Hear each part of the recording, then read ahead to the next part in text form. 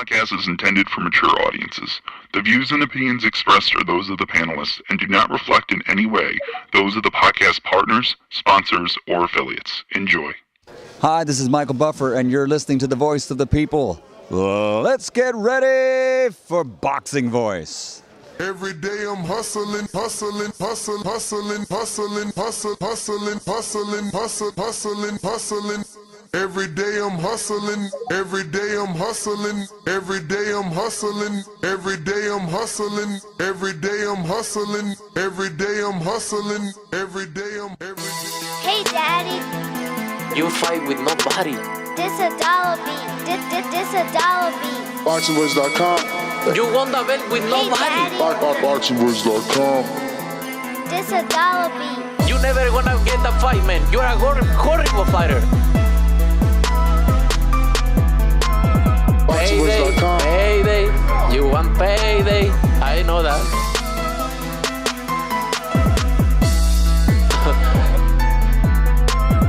Oh, look this guy. There's a plan to go for the belt, and I'm coming, man. I'm coming, my friend. Get the fuck out of here, man. Please, get the fuck out of here, man. BoxingWords.com. Because I'm gonna fuck you out right now, motherfucker. BoxingWords.com.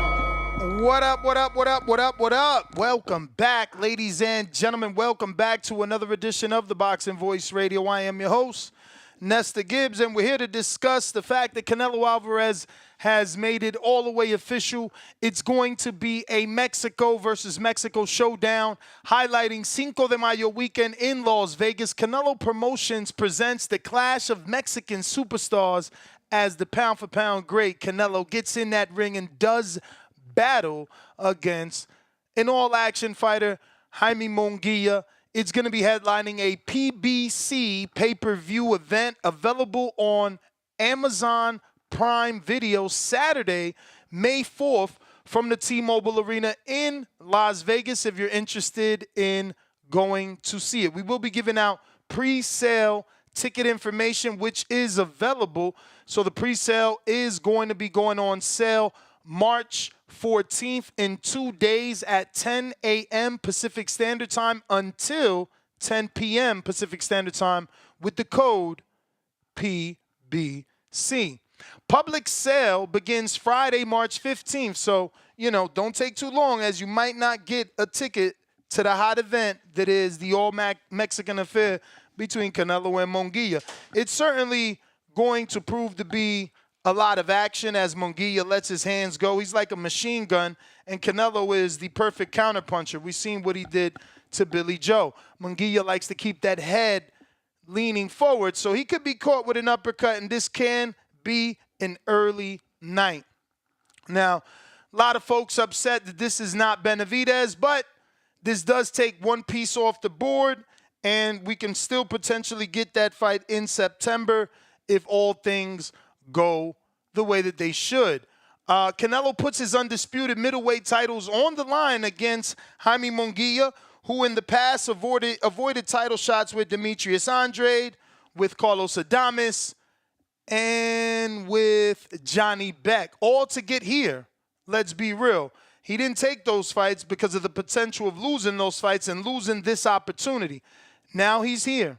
He gets his opportunity to show us what he's really made of and show us, was he just waiting for a Canelo Willy Wonka ticket, or can he actually be competitive?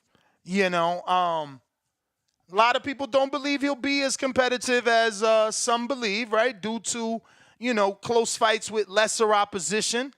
If you're watching me on Twitter Spaces, I see Lowe's there. I see Dom. Let me get a thumbs up, letting me know that the audio is connected properly so that, we know you guys are able to listen. So anyone on X Spaces, feel free to give me a thumbs up, a handshake, any icon there that can at least let me know you can hear me. There you go. Shout out to you guys. Appreciate the help. We're live on X Spaces, live here on youtube.com/The Boxing Voice, where I hope you've already subscribed. We're having a fantastic month. Right now, we're on 194,337 subscribers. So we're trying to get to that next goal of 195,000 subscribers. We work in here every single day, twice a day. In addition to the pay-per-view being available for purchase on Prime Video, regardless of Prime membership. Regardless of Prime membership, you don't need a Prime membership to purchase this pay-per-view from Canelo and Prime Video. Fans will also be able to purchase the pay-per-view via DAZN. On top of those options, fans will also be able to continue to access the telecast through traditional cable and satellite outlets. Don't forget, if you got Cablevision, Comcast, you can still purchase it normally. Same thing for DirecTV and things like that. I'm going to hold out to see what DAZN is selling it for. They usually give a cheaper price. If that's the case, I'll buy it through DAZN as I'm an annual subscriber to DAZN. Once again, the pre-sale is available through AXS. Very simple, 3 letters. A as in Alpha, X as in X-ray, S as in Sam.com. The code is PBC. Pure Boxing Champions. Nah, I'm joking. So, what else we got? We mentioned that it's going to be on DAZN. This will be Munguia's first attempt at a unified title and first attempt at a champion in his own weight class. Remember, his first belt was over Saddam Ali. He was considered the bigger man, and obviously that is the case, as since then he's been able to move up many divisions, and now we find him in a fight against Canelo Álvarez. So this will be Jaime's first title shot versus someone truly on his level. But Jaime is 27 years old. He does have 43 big wins, no losses, and 34 of those coming by knockout. You know, again, I guess that Mayweather 50-0 isn't that important because Jaime's so close to that.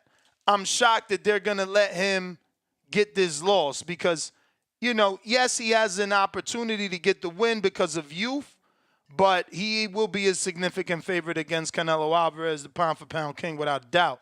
But that being said, being 43-0, I'm shocked his team wasn't interested in going for the Mayweather record and being, you know, a Mexican guy that's done that so it could get talked about. I don't know. Nobody really interested in breaking Mayweather's 50-0 record. I don't get it.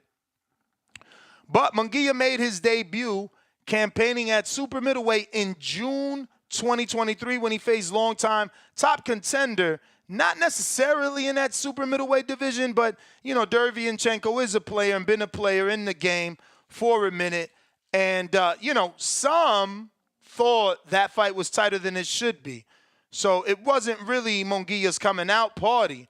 That version of Derevyanchenko, many believe that Munguia would, you know, get past that with flying colors and not have any hiccups, but that necessarily was not the case. And Derevyanchenko just never been a champion. But he also holds that fight versus Gennady Golovkin where many people thought Derevyanchenko won. So all in all, solid opponent for Munguia on the way up. And I think the common opponent with Canelo Álvarez really sealed the deal.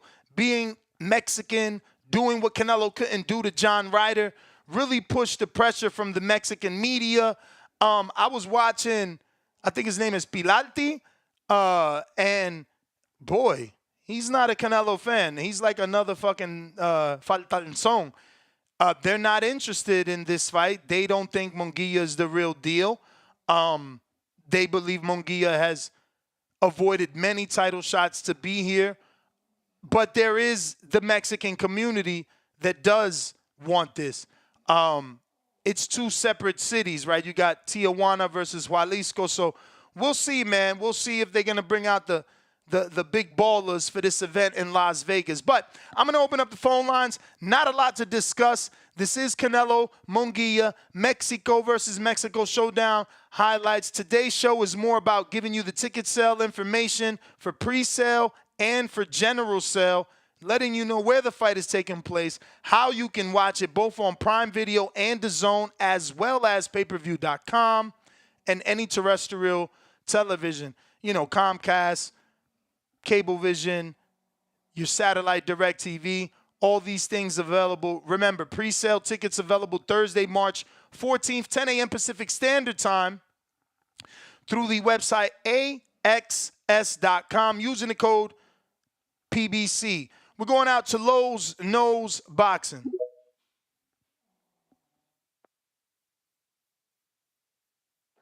Hello? What up? What the fuck? Yo, you hear me? Yes, sir. Yo, nuts, man. I officially ordered my Kenichi Bears. Finished paying for it.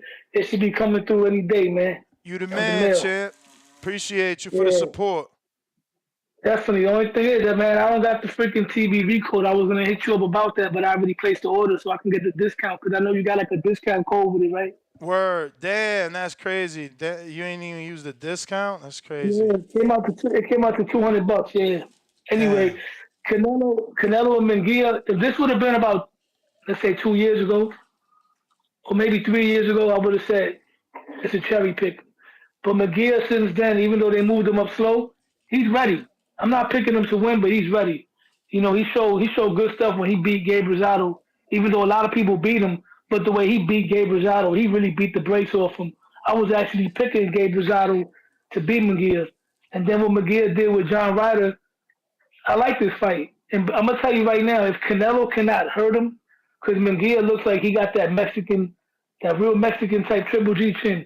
If Canelo can't hurt him, and if he gets tired, don't be surprised if Munguia can end up outworking him and probably winning the decision. You never know, man. I'm not saying it's going to happen, but this is not Canelo might hit him and put him out early. Canelo don't put dudes out early. Not at 168. He's going to have to work for this fight. It's going to be a real good fight, man. Throughout the history of Mexico versus Mexico, for the most part, they always been barn burners, except for Canelo and Chavez Jr., Morales and Barrera, Israel Vasquez and Juan Manuel Marquez's little brother. This is going to be a good fight. This is definitely going to be a good fight. And I heard a rumor, I don't know if it's true, that Demetrius Andrade is going to be on the undercard against David Morrell. Is that true? Nah, I ain't hear that. And the only place I seen that is on a godforsaken troll account that people keep retweeting and following. It's so sad that people just like, bro, I get messages every day like, yo, this is true, look, and it's the same goddamn account. Bro, I know who you talking about, bro. And he uses Michael Coppinger's name. Because remember, he used everybody's name. The people, you know, the fact that people can't tell that shit fake is crazy to me. Yeah, no. When I read the name, because you know what it was, right? He posted something that got me. I was ready to throw my phone down the stairs. He posted Teofimo in Honduras versus Jose Pedraza. I seen that. I'm like, no way. I sent that to Punch, and then Punch was like, yo, bro, look at the account you sending me that from, bro. You got to be kidding me. Yeah, and then I looked at it, and I read Homeboy's name. Yeah, I'm not going to repeat his name because I don't want to get you flagged. But his name gives it alone. It ain't even about flag. It's about giving him fucking promotion and having other dumb motherfuckers follow him. He put Bud Crawford versus Matthew Hatton. Not Matthew Hatton. Campbell Hatton. Campbell I was laughing at that. Because I was he's obsessed. Home. He's obsessed with Campbell Hatton. If you go look, he posts Campbell Hatton versus everybody. He posted it versus Tank versus everybody. He want Campbell to fight everybody. He's a psycho. Bro, that's crazy. And then I seen a notification that said Ryan Garcia, Devin Haney is off. I was like, what? I looked at my phone. I seen he posted it. I'm like, yeah, this is nonsense. Nah, he's a troll, man. Fucking troll. Yeah, hell yeah. But like I said, it says Michael Carpenter underneath it. So I'm like, oh my God, you gotta be kidding me, man. Fucking Campbell Hatton. I thought Campbell Hatton was gonna fight Tank. Cause I won't be surprised, you know. Come on, son of a legend. Bro, you wildin' right now. He said son of a legend. You wildin' right now. Y'all terrible. Y'all disrespecting Tank, man. No, Tank, listen, Tank is a hell of a fighter, man. But Tank, he hasn't fought not one person going into the fight where, as a fan, you know, everybody had a fight with. Everybody seen a favorite fighter fight where you worry for him like, damn, my guy might lose. You know what I'm saying? My guy might lose. As a Tank fan, they never had a fight where they went in like, man, my guy might lose. As a Cotto fan, I was worried about him going into the Mosley fight. For Tio going in there against Josh Taylor with all that crazy stuff he was going through, I was worried for him. I've never seen Tank in a fight where you like, man, he might lose. Never seen that. Even Devin, you was like, maybe Loma might show up like Loma, which he did. You know, Loma give anybody a fight. I never seen Tank in a fight against somebody that could give him an issue. And I had a debate with somebody, another channel, right, a Tank channel. I'm not gonna give him no shine because we started cursing each other out. He was very anyway. He was telling me, oh, Tank knocked out everybody he fought. Tio hasn't been knocking out anybody. So I told him, match Tio up against everybody on Tank's resume from Gamboa now. And I guarantee you, Tio knocks all of them out. He knocks out Gamboa. He knocks out Leo. He knocks out Hector Garcia. He knocks out Ryan. He knocks out Rolly. The only one that might go the distance, I'll give him Pitbull. And then put Tank against the guys Tio fought. Do you think Tank could cut off the ring and stop Sandor Martin? Do you think Tank could cut off the ring and stop Loma? Do you think Tank could do that to Jermaine Ortiz? No, because he hasn't fought nobody that moves around that's slick. That's a southpaw. He fought guys that stood in front of him. It's matchmaking, man. Champ, let me get to some other callers, though. I do appreciate you calling in. Stick around. Ain't that many callers. Hardcore shit. We got Cliff in Connecticut. Yo, let me turn off the Bluetooth. Yeah, mic check. You can hear me? Yep. I don't want to be the guy to rain on Munguia's parade and bring up Benavidez, but I just got to mention like a small thing. Canelo was in the podium talking about Benavidez, get a belt. Benavidez, who has he beat? And the person that he's fighting didn't accomplish any of the stipulations that he was talking about, putting on Benavidez in order to get the fight. So that I just want to make sure everybody remembers that. But I'm gonna get to the fight because I think that y'all sleeping on Munguia. I'm picking him, so y'all remember this. Everybody listening, remember this. As this fight gets closer and we start talking about it, I'm not gonna change my pick. I got Munguia winning this fight. I think that Munguia could do what we thought Little Charlo was gonna be able to do. We thought Little Charlo was gonna give him a good fight, but he couldn't stand the power. Canelo's slow now. His power is not even that crazy. So if Munguia could stand that power, I think he's faster. He's younger. He looked like he had a great jab at his last fight. His defense was improved, so he got to work on that. But Canelo's slow. So I see a vision where he could beat Canelo. Like Canelo's only fighting him because Canelo thinks he can win, but I think that this is going to be controversial at the least if Canelo wins.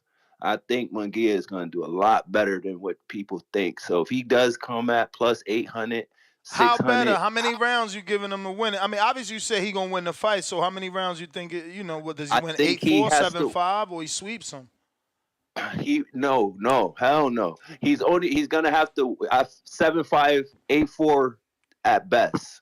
Maybe one judge will have an 8-4, two of them will have a 7-5 type of win. That's why I say it'll be controversial if Canelo wins, because I feel like the cards are gonna be close. We're gonna be waiting for the ref to raise somebody's hand, and we're all gonna be shocked like Jermaine Ortiz and Tio. We was all waiting for that. Like, who won this fight? Like, we really didn't know. A lot of people thought Jermaine won, but I really didn't know where my money was going to go in that betting app. I feel like it's going to be and like Loma and Devin, we really didn't know who the ref. Well, you did, you say, but a lot of people didn't know whose hand the referee was going to raise. I feel like this is going to have the similar outcome because everybody's kind of overrating Canelo and underrating Munguia. Munguia looked really good versus John Ryder, way better than Canelo did versus John Ryder. All Munguia got to do is stay with Freddie Roach, keep that defense, improve it. Stay light on your feet, stay quick, stay youthful. I think you can get the fucking job done, shock the fucking world, and now we'll be looking at Benavidez to fight you, and we could get Canelo the fuck out of boxing. He gonna have a rematch if he beats Canelo.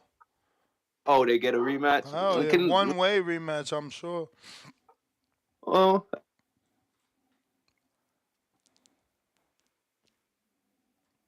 You there, bro? phone call, but that's my call. All right, Leo, I see your super chat. I'm restarting Discord to see what's going on, champ. I'm on it. I'm on it. I'm on it. I don't know why it's always like that, bro. Shit crazy. Peso. Peso Pluma. Yo, hopefully you can hear me now, Leo. I restarted it. Hopefully you can hear me now. Yo, what's up, Ness? ¿Cómo estás, bro? It's been a minute. I Todo haven't been on bien, here, man. Peso. You Todo always, bien, Peso. What up with you? man. Que Dios te bendiga. I was about to say, I agree with the two callers ago about Tank that he hasn't fought anybody that we think. That is facts, though. Besides Cruz is like the only one that would go the distance. But the last caller, I like some of his points, but he's crazy, bro. Like, here's the thing. I can see why he's picking Munguia, but, bro, like, I think if he ends up winning, it'll be one of those, like, he wins and then loses the rematch.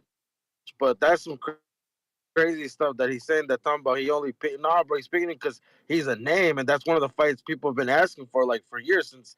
Remember they were on Golden Boy. Didn't Munguia fight like two of Canelo's undercards? I mean, think about When he it, fought bro. Triple G. Think Chavez, about it. Like we don't have anyone for Canelo to have his famous Israel Vasquez versus Rafael Marquez or his Eric Morales versus Barrera. Like we just don't have that. This is it for him. He gotta fight him.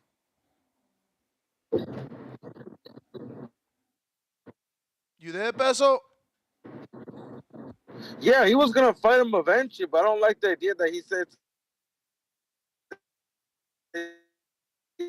easy fight. I'm telling you, he did it because it's a name. He wanted it maybe a little bit later, like a year later. Yeah, but I mean, I'm glad we're getting it. But I mean, like Mexican, you're right. There's a few other upcomers, but they're not contenders yet. That if he sticks around, but like, bro, by the time they're in contention, he might be out of here. But you're right, he needs that. Who? What other Mexicans? Oh, they're coming up.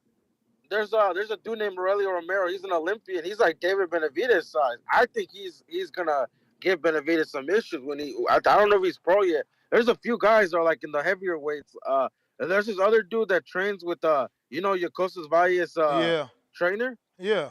He's like he looks like Canelo. It's weird. He got like the same body type, but he's like huge. Like there's a few others. Wait, you talking about Coach G? What? Yeah, 175. He's at 175. He looks like a Canelo. It's weird. Like if you look at him, you'll be like, what? Like he looks like a little Canelo, but he's like at 175, I believe. Ask about him. Be like, do you got a 175er that was an Olympian or like his? I forgot his name. He's from Guadalajara too, which is funny, right? Yeah. He sparred Bivol. Like he was sparring Bivol leading up to the Canelo fight. So like. Yeah, like ask about him, and then she'll know who I'm talking about. But other than that, bro, I'm excited for this fight. This shit's gonna do 1 million buys, easy. Damn, 1 million? Yeah, bro. People that are casuals that I know are calling me asking about like, damn, he's fighting. Like, they're excited.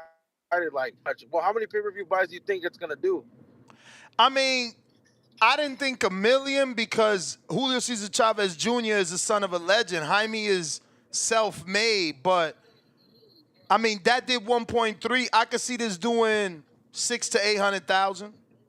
No, I'm just gonna do more, bro. Munguia is more respected. I know Chavez had a name, but you gotta understand, people are picking Munguia to win. With Chavez, it was like maybe the size, but it was more of a like the hate towards Canelo. Imagine, bro, he has a name and he's he's just. The Munguia fight just looks more competitive on paper. It's definitely gonna do better. I'm telling you, bro. Like it's gonna do better. We'll come back here the week after, or like the following week, and we're looking at that and be like, yeah, it did better because it's just there's that factor that it's gonna be more competitive than that fight. I'm telling you, it's gonna actually do well. We'll see, man. I hope so, man. I'm telling you, this is their only PBC second event. It's a one-off deal with Canelo. Hopefully it does do well and we can get the David fight. Facts. And also, you know what I was thinking? Like, when there was all that, like, you had the little argument. Bro, if they wanted to make the Charlo fight, why didn't they just give him active and put him on a Canelo undercard? Like, I don't know, like, for people that are, like, in that like, in those positions, why didn't they think, if we're gonna make the Charlo fight, why don't we put his brother on this co-main and then have him be like, I'm gonna get revenge for our brother. Like, why didn't they keep Charlo active if they wanted to make that fight? Did they just think, oh, he's gonna come back fight Jose and just the fight? Like, you think they should have kept him active if they were gonna make that fight ever? Hell yeah. That's what I'm saying. Why didn't they think of that? Like, you realize that they could have put him on the co-main event. People would have been like, oh, that's the brother. Like, well, they're dude, saying that like, Boots is gonna be on this co-main. That's the rumor. Boots gonna be. Oh, that's the rumor. Because I was them, bro. I might as well just say, you know what? Make Plan versus Charlo and pray that, you know, either Charlo wins or whoever, or give Charlo like a decent name. Like, I don't know if they were still gonna, because that's the thing. Like, you know, like after David, it's just Charlo. But I don't even know if Charlo's ever gonna be in a big fight again. Which Who Charlo? knows? The one that's at 160, the champion, because he's still a champion. Ironic, huh? I think he'll be in a big fight. You know, guys like that with issues, they always cash him out. You ain't just gonna let him retire. They're gonna cash him out. That means they're gonna put him in one final tough fight. He wins. He doesn't. He retires. Yeah, that's what I thought they were gonna do with Canelo. That's what I was thinking. Like, bro, they want. Yeah, they were trying to do that, bro. They were trying to do that, and Canelo was trying to do that, but the public didn't want it, and Heyman didn't want it no more after Jamel fucked it up. But that's what they was trying to do. But you know why they didn't want it, bro? You gotta understand this. He was too inactive. You're telling me if he didn't come back, fight a common Canelo opponent or someone like a Plant and beat him, you don't think it's the fact that he was too inactive? That's but think about it. Look at how he looks and was looking. They probably knew he couldn't beat a common Canelo opponent. Fucking Ryder would have probably. I know Munguia would have beat him. Munguia beats Charlo. Yeah, this version probably. Munguia beats Charlo. True, yeah, right now, yeah, that's what I'm saying. Like, they could have did that, but that's always a risk, you know. And then they could have, but like I said, Champ, bro, like, that's the bell. But we love you around here. H-Town, what up? What up, Niz? H-Town, baby. Nah, man, hey, this is a great fight, man. See, it's gonna sell because Mexicans want to see a real Mexican take the title away from Canelo. They want that real Mexican on Mexican violence. They want to see Canelo hurt. They want to see Canelo drop. They want to see the young lion take the belt, and they want to have the new face of boxing be another Mexican. So Mexicans gonna buy the shit out of this fight, Ness. People sleeping on it. People sleeping on how much Mexicans love boxing. They're gonna buy the shit out. I just think it's part of boxing history. You know, we had our Eric Morales versus Barreras and Israel Vasquez versus Rafael Marquez, and I know Pacquiao ain't that, but he fought the Mexicans and had, you know, trilogies. So we just missing that as a boxing community. Yeah, him and Floyd were the Mexicutioners, so it was those Mexicans versus them. Yeah. But hey, I'm telling you this, in Texas right here in Houston, they're already talking about it. My dad, who's 70-something years old, is like, hey, you think Munguia's going to take the title from him? You think Munguia? Hey, when the 70-year-old starts asking that question, and you know it's going to sell.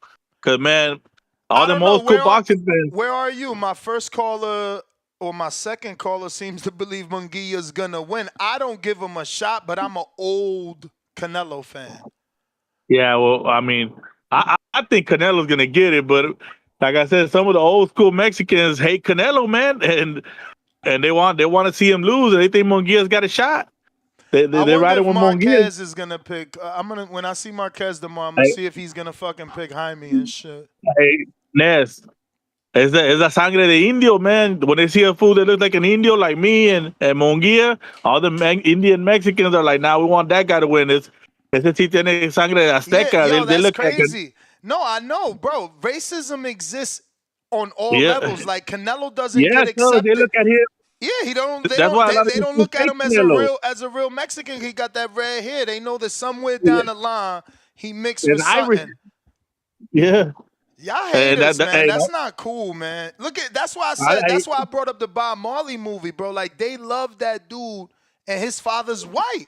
There's no bigger Jamaican to come out of fucking Jamaica other than Bob Marley. I don't get why all other nationalities and races or whatever the fuck you want to label it, like, why they do that? Like, if you not pure, you ain't it.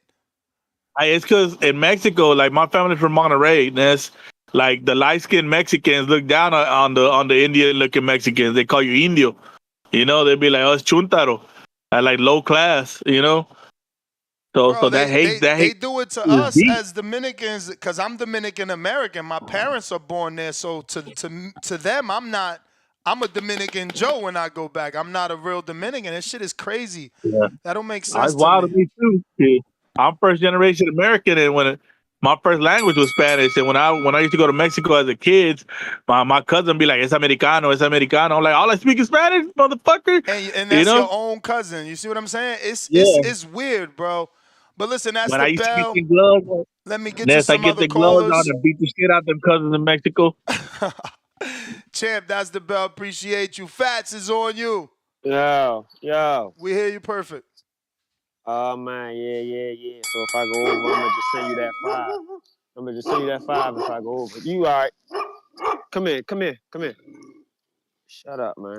Come back to me, Ness. Come back to me.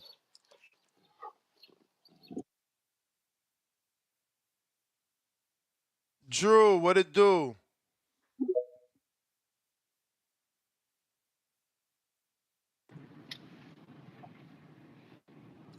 On my audio. Straight. Oh, I love it. Tijuana versus Jalisco, baby. And like the last caller said, though, Ness, it is what it is. Canelo, really the reason Canelo don't get the love because he looks like a conquistador, Ness. He looks like Cortez. So he's not going to get that kind of love, you know what I mean? Even I get some of that hate when I go back to see my cousins because not many Mexicans are tall, and I'm over 6 foot. But my It's eyes crazy, are like man. chinitos. It's like, oh, you mixed with something, bro. You're not Indio. I'm like, nah, bro, but fuck, shit. But that's the way it is over there, man. Like, unlike, it's crazy how that is going back there with that. Like, in certain neighborhoods, if you're not dark enough, like, oh, you ain't real Mexican, or if you're too light, if you're too dark, you're like, oh, bro, you ain't one of us. It's just comedy like that. But this is gonna bring all that shit together, all the turf wars, all this like on a different level. It's like, remember the East Coast West Coast shit with hip hop? Yep. We lived through that shit. That's like Tijuana versus Jalisco, bro. In terms of like the narco culture, the different artists that come out. Like Danny was talking about that shit too. So it's really gonna be. It's an event for fucking Mexicans, bro. Like, remember how many private jets were at the last Canelo fight in Vegas? I think it was I remember you reported was talking about that. 51. I think it was reported 51. So I think it might get a little bit more than that, just because of how many more Mexicans that want to come. Just because there is Mexicans that don't fuck with Canelo like that. But hopefully we get something similar to fucking Barrera Morales, bro. Because Canelo needs that on his that's a cap he needs, like, on the legacy of like Mexican fighters. The great ones usually have that back and forth war, you know what I mean? Where it's like that. Like, I mean, I know he got it with Triple G, but they usually have it with another Mexican, And we don't get those no more. We don't. Who's the last fucking, besides the heavyweights of Wilder, Fury? We don't get trilogies like that no more. Even with these younger cats, like Canelo has one with Yeah, Triple G. that's what I'm saying. We really don't. That's why I'm kind of upset that M. Billy went the fucking top rank. Like, Benavidez, Munguia, any of them dudes could have had a trilogy with that style. Berlanga, that was a good fight for him. I wouldn't be surprised if Munguia pulls the upset. Wow, you too? I'm not picking him, but under Freddie Roach, But why though? I'll shoot you a 5. But what does No, what does I'm he talking do? about it. What does he do that makes you think he's gonna upset him? The work rate, and if the Vegas judges want to give it to a newer, younger Mexican, that's it. It'd be a controversial. Bro, the dude did 10,000 in Phoenix. They not about to pass the torch to this dude. Like, Canelo is a draw, and they didn't pass the torch to him in the Floyd fight. I mean, even though they tried, though, they gave him a fucking draw scorecard. Yeah, they did. That's what I'm saying. They gave him a fucking draw. So I wouldn't be surprised if we get a draw in this or some controversial where they run it back. Oh my God, a draw would mean a second fight for sure. Yeah. I could see something like that, but I'm not picking him. That's a bad look though for Canelo. Like, money wise is a good thing. You get to milk it, but his critics, they already saying he's declining. So a draw, yeah, they will, but is gonna add to that. A draw puts the David on hold though too. It puts that on hold. Like, now you gotta seal the deal with Munguia. So, and then Damn, Am that's I not a crazy good now? look. Real quick before I close, I'll shoot you a 5. I'll shoot you a 5. Am I crazy? Like I've thought about it. Like we talked about it yesterday. I'm like, I know what the play is with Jaime, with Edgar and Danny. I want to see Edgar starts Danny Jacobs, and I want to see that fucking fight now. Which fight? Just for the event of it. I want to see Danny Berlanga starts Danny Jacobs so he can be like, yeah, I did something Triple G and Canelo couldn't do. What's up, Canelo?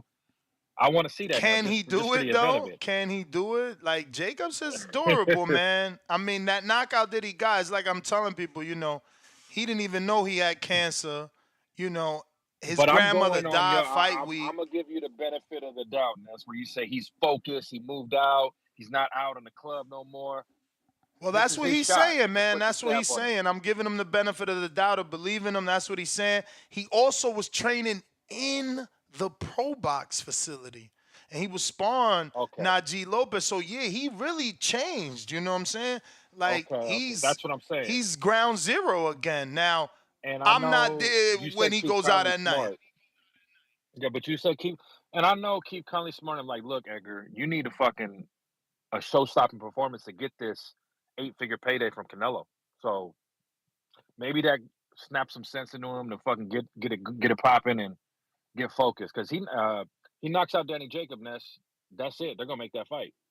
The buzz, and you know Eddie Hearn gonna be on the I horn. just like, don't yeah, get he's it. in Puerto Like, Rico. the reports is he made 1.5 with McCory. Like, yo, David Benavidez out here saying they offered him $5 million. It's not, I mean, I get it. I'm not a millionaire, so me saying 1.5 and $5 million is not a big difference. But it's not when you, like, just stay active, my dude. Just stay active, exactly. Like, if you stay active, you getting 1.5 every 3 fucking months. Like, I mean, I don't get it, man, but, yeah. I don't get it either, but that's my call, man. I'm out. You the man. Fats, back at you.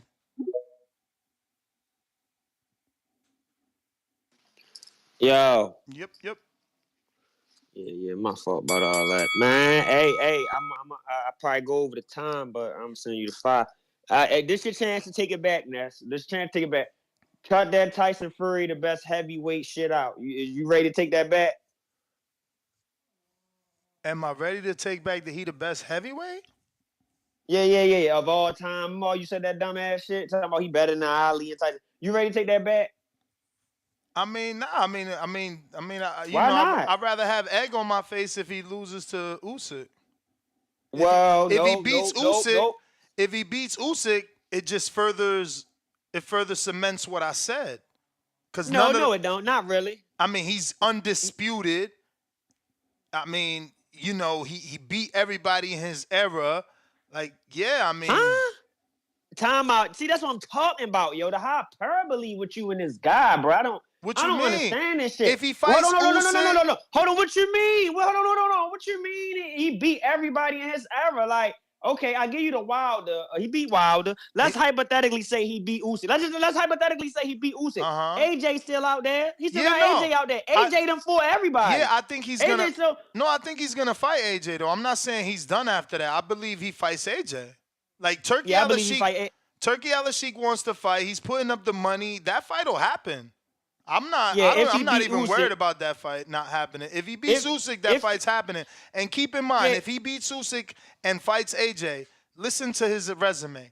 He beat AJ. That's a crazy resume. He beat Crazy Usyk. resume. He beat Chisora, Dylan White. He beat Wilder. He beat Otto. He beat fucking Vlad. He beat Christian Hammer. Like, he beat Steve Cunningham. That's a decent resume. That is more than decent. That's more than decent. That's a great resume. But I just don't think he gonna do it. I think he at the finish line, champ. No, he not at the finish line. He gotta run through that motherfucker. You talking about he at the finish line? He got 2 fights left to cement the legacy, and you talking about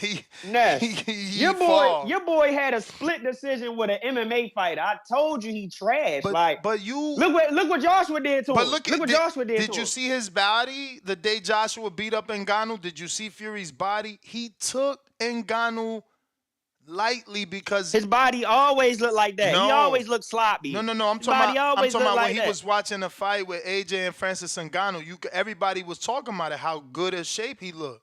He look in phenomenal shape. Tyson's in phenomenal shape. He about to destroy your mans.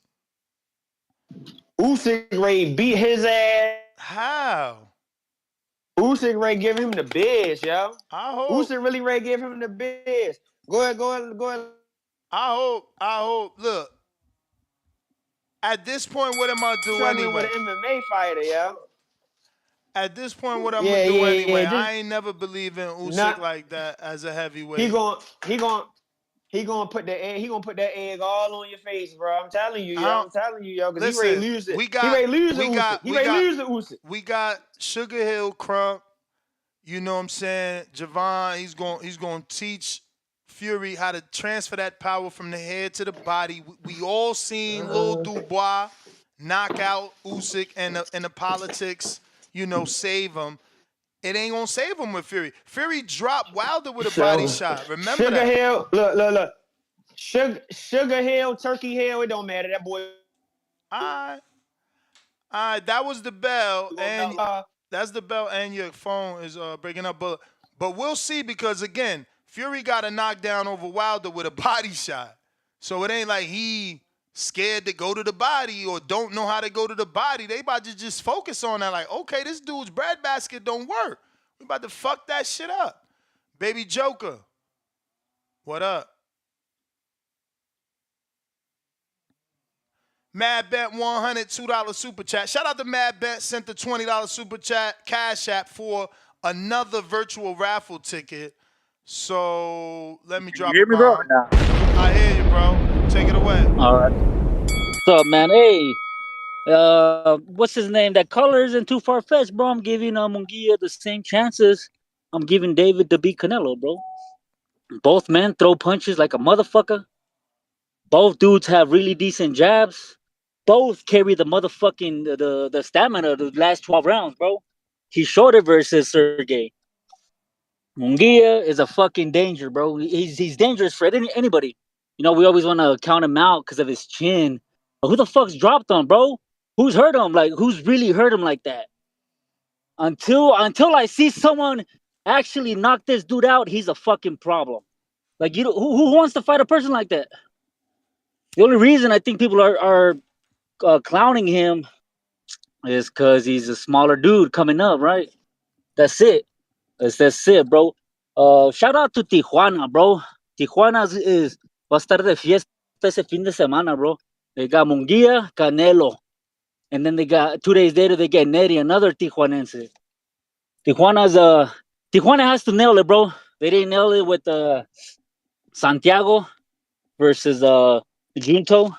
They failed there, but they get 2 more chances in less than a week in May, bro. I love it. I love this shit, bro. So it's a great fight. Chavez has spoken as well when asked who he had winning. He said, I mean, well, the obvious is Canelo, but don't doubt Munguia. He's young. He's ferocious. He's hungry. He's trying to prove to everybody that Are you trying to sell this fight, or like? No, Because bro, I thought you was a Canelo fan. No, bro. No, hey, I got Munguia winning, dog.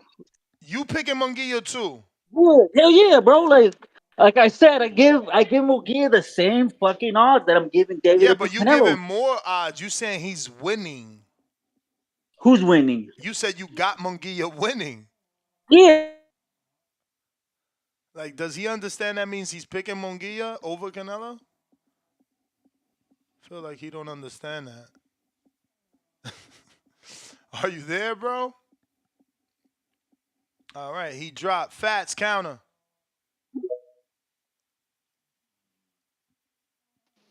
Yeah, see, you like to cut people off when they getting on you about your boys. Nah, you was breaking up. Listen to the playback. I ain't mad at you. Oh, You could get on. all right. I'm ready to say. I know you ain't do me like that. Nah. But no, I wanted to say. The Canelo and Munguia fight. I mean, I want your boy to lose. Don't get me wrong. I used to think Munguia can beat him. I don't really think that no more. He been cherry picking for a little too long. I know he been his last 2 fights been step ups, but I just don't think he got enough to beat Canelo. I do think the fight gonna do good though.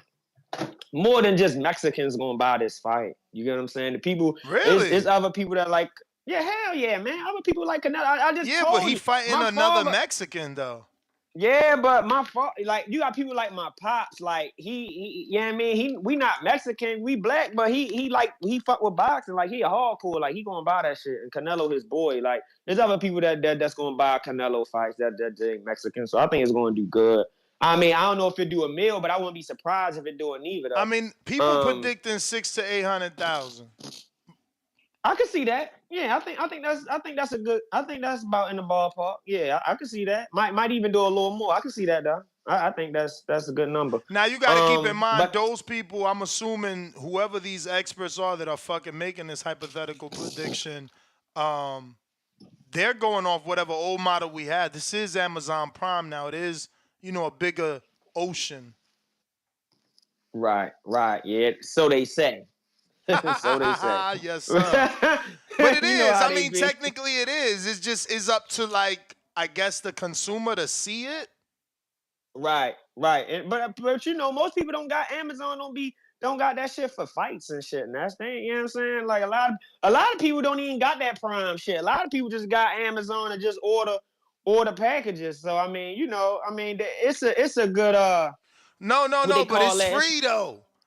Like it's free. What's free? Like the Canelo so fight? like if you got Amazon Prime, I mean I know I'm an Amazon Prime annual subscriber, so I automatically get Amazon Prime Video because I'm a Prime member for the packages. Oh, all right. I pay yearly, so I automatically get Prime Video.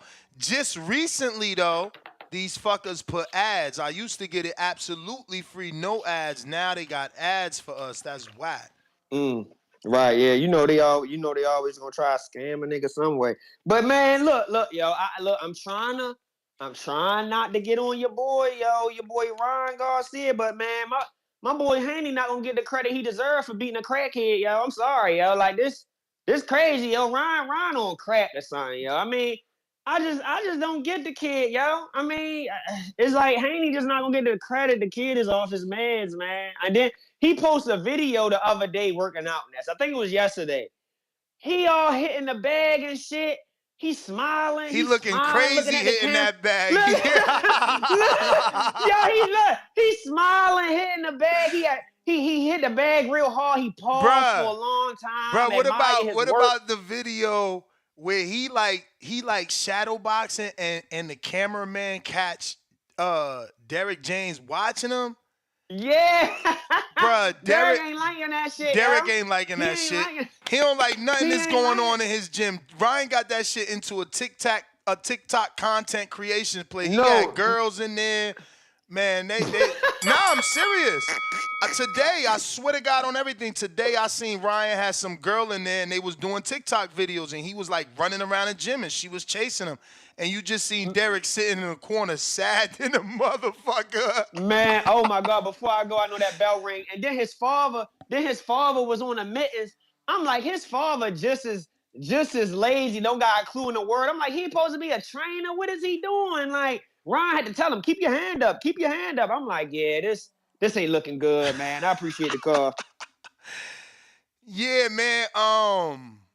Barboza, on the other hand, if anybody following Barboza, he, on the other hand, is focused. Now, I don't really get it. I know it's a Mexican thing. Y'all love doing those like burpee push-up type shit, punch your stomach type shit. Like, that's that Mexican shit. I be seeing it on YouTube when y'all work out. Like, the big Mexicans, they want to do that shit. But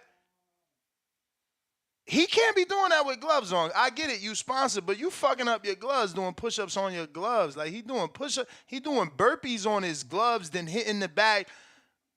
But hey, it is what it is. He working. You know what I'm saying? And I'm sure he's sponsored by Everlast, so I guess it don't matter that he's doing push-ups on the gloves. But he is working. I'm following this dude. Like, he working. Now, again, you can always fake it for the gram, right? You can take a good little pic and a good video and make it look like you working. But, you know, at 30 years old, you just got to believe that he is looking for his opportunity, that he hungry for it, and that he's not in the gym just doing it for social media, which I don't think he is. He don't give me them vibes. You know, he give me them bad dude vibes. You know, I'm an old head. I relate him to the Fonz and shit. So I want to see him get his shot, not versus Haney though. That's not what I want. Like I don't get why they still haven't at least said Sandor would be the backup. Like just get that mandatory out the way. If Ryan acting all crazy, slide in your mandatory. I know we could research it and seen that done in the past, man. Just slide in your mandatory. Like, yo, Bud Crawford, he wouldn't even wait for his mandatory to be called. He would tell him, like, bro, you want to fight? Let's get it in, Velasquez. We ain't got to wait for nothing. You know, we ain't got to wait for them to call nothing. Like, yo, slide in your mandatory. Get that shit out the way. But we got Capicu. What it do?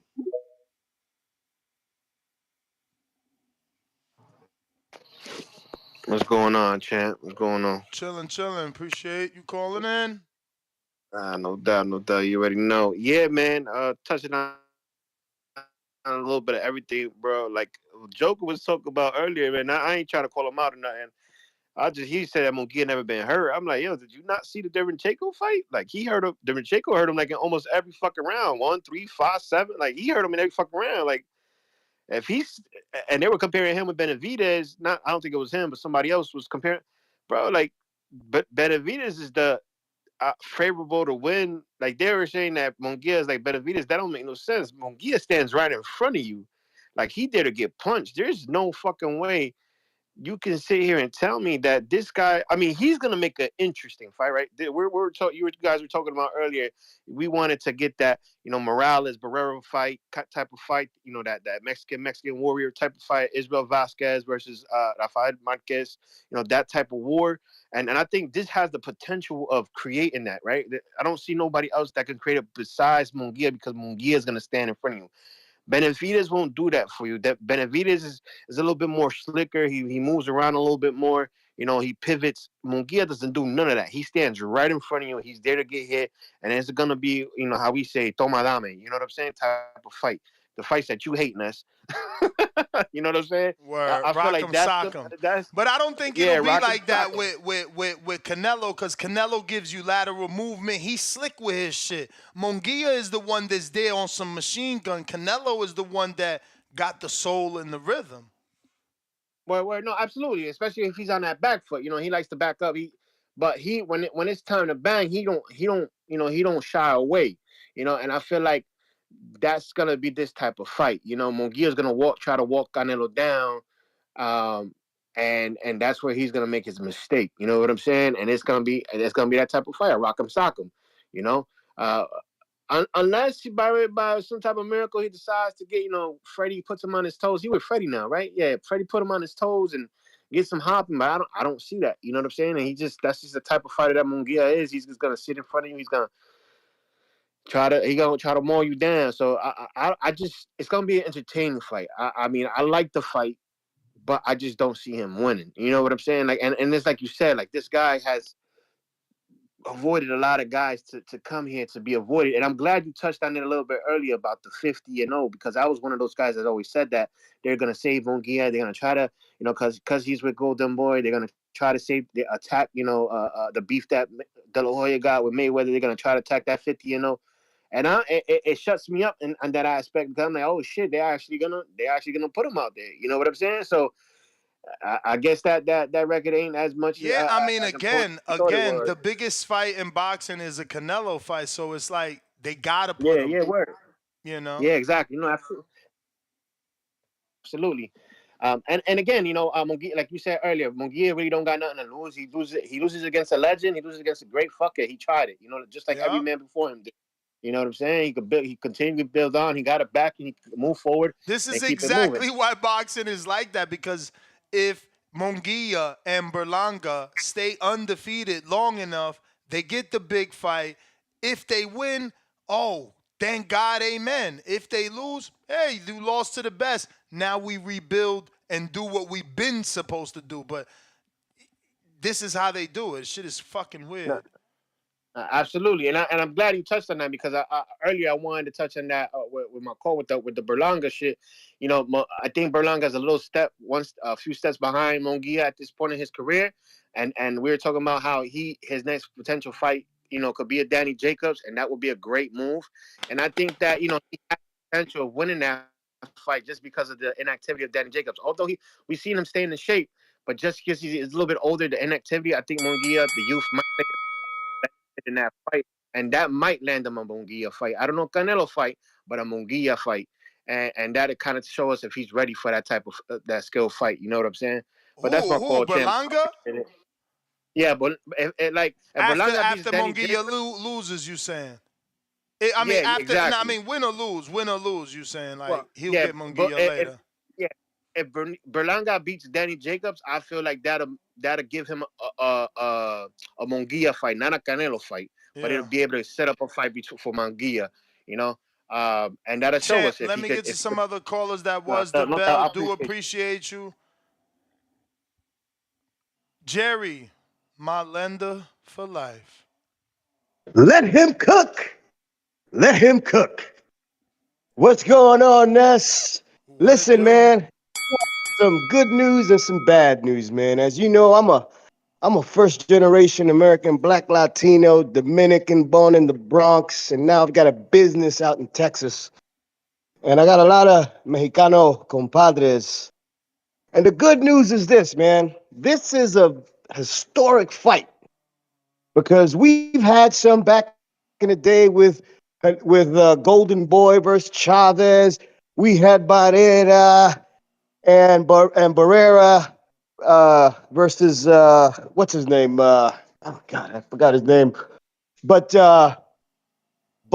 we've never quite had a matchup like this, man. This kind of divides the Mexican people up in a very awkward way, because you've got two real Mexicanos, you know. And what I was telling my folks, man, I said, y'all are missing out on Canelo. Because I guarantee you'll never see another Canelo. And I'm going to tell you why.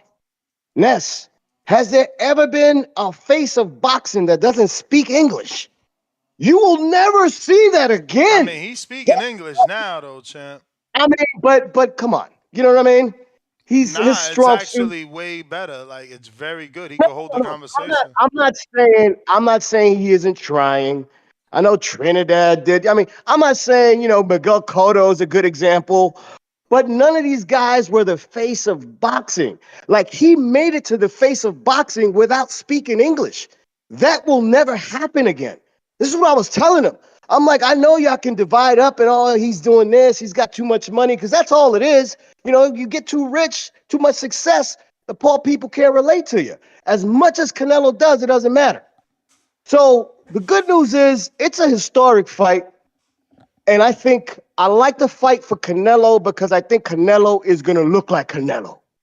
All right? Because as much as people want to give Munguia a chance, he's food. He's food. He's exactly what Canelo needs right now. A guy that's going to come in and my man's going to take enough punches by the 6th, 7th round, 8th round tops. He's going to get stopped. The ref is going to stop him. But it will be good while it lasts. Here's the bad part. And I talked to you about this, Ness, last week. You and I went at it. The bad part is you're going to find out Munguia was given more than $5 million and he's getting back in money. Because guess what? They offered Benavidez $5 million, no cut of the back. And then when Likowicz wanted some back-end money and said, no, we got to do some pay-per-view, people were like, oh, he's ducking. Well, guess what Munguia's getting? It's on Prime and it's on DAZN. I mean, why the hell could that not happen with Benavidez? But other than that, I like the fight. I think Munguia's tough. I think he's going to come in there to fight. Jerry, but other than that is he's tacos, man. He's tacos. I got Canelo. You guys gotta, I guess, get with the times. Like, I don't know, did Earl and Bud fight in 2 years or did it take 7? Like, this is what the boxers do. You think he can beat him, he's gonna make you beg for the fight until they give him the utmost money for the fight. That's just how this sport goes. It's always been this way. These guys don't want to fight. They don't want to fight. They hit you with the same motherfucking line and y'all don't get it. The time ain't right. When the time is right. when everything makes sense. What the fuck you think he's saying? When the money right. When they paying me out the wazoo. When the loss don't matter because the bank got fatter. Troy, what up? That's a bar. I mean, these dudes, it's like, bro, they just started watching boxing. Dudes be like, you know what I'm saying? I don't get this shit. You know what I'm saying? Like, show me the fight. Like, have we had the fight? Like, look at Shakur and Valdez. Even that. Shakur was even on ESPN. Valdez, no more ducking. Like, nothing ever happens when it's supposed to. Now, am I saying to accept it and be conditioned? Absolutely not. But to sit here and act like Canelo is somehow ducking because Jaime got whatever you hypothetically think he got and Benavidez got whatever you hypothetically think he got because he's being selective. Because all the information is there. I interviewed all three parties. I interviewed David, who said one number, which was a flat fee. Then his father said $5 million to corroborate David, but as the interview continued, he said 5.5 with back end. The exact opposite of what Jerry is saying. Dude really needs to do research because he's starting to look like a hater, lying, because this stuff is right there, is accessible. You know what I'm saying? Don't everybody believe in Google? Go Google that shit. Numbers, what up?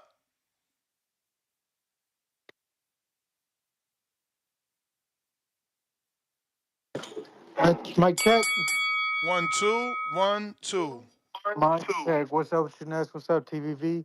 Shout out to all the callers, man. Shout out to the show. Hardest working man in boxing. Nest. What's good with you, bro? Chilling.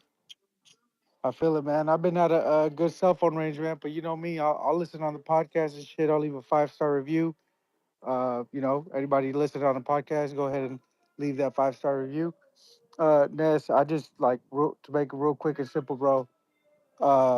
People need to put some respect on Canelo's name because even like you were saying, or I think it was Capicu that was saying that Munguia is gonna come in there with the machine gun, right? And Munguia is the SMG, you know what I mean? Like he got that rapid fire option, but Canelo's that 50 cal sniper, where he's just gonna show the quick lateral movement, the head movement. It's gonna be a flashback performance for Canelo.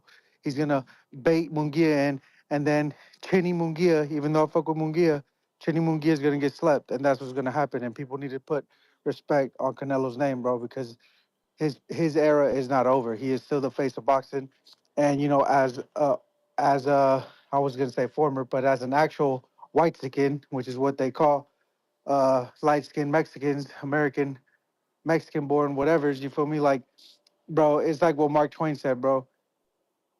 Only certain type of idiots wrap themselves around nationality and race. You feel me? So that's like that low hanging fruit.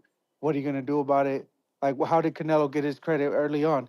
Everybody has a light skinned primo in the rancho, bro. Like his town, where he's not even from Jalisco. He's from like some 50 population, 50 little hick ass town outside in Guadalajara and shit, out in Jalisco and shit. Everybody has a primo like that because Mexico's diverse, and if you get down, you get your respect. But the thing with Chicanos or Mexican Americans, pochos, whatever you want to call us, we always got to do more to prove to everybody, yeah, we Mexican enough, or yeah, we American enough. And it is what it is, man. You know, it's like the Tigres del Norte said, La Raza de Oro, bro. And just want to shout out Younes, shout out to the callers. I'm out, bro. Appreciate you. Hey, Ness, Nah, I was man, we looking at spoke some about that rankings. shit. That shit is universal. But talk to me, Troy. Shout out to Ness. Shout out to the Boxing Voices, Troy Entertainment King, doing business as. I was on the boxing scene, one of the oldest boxing sites.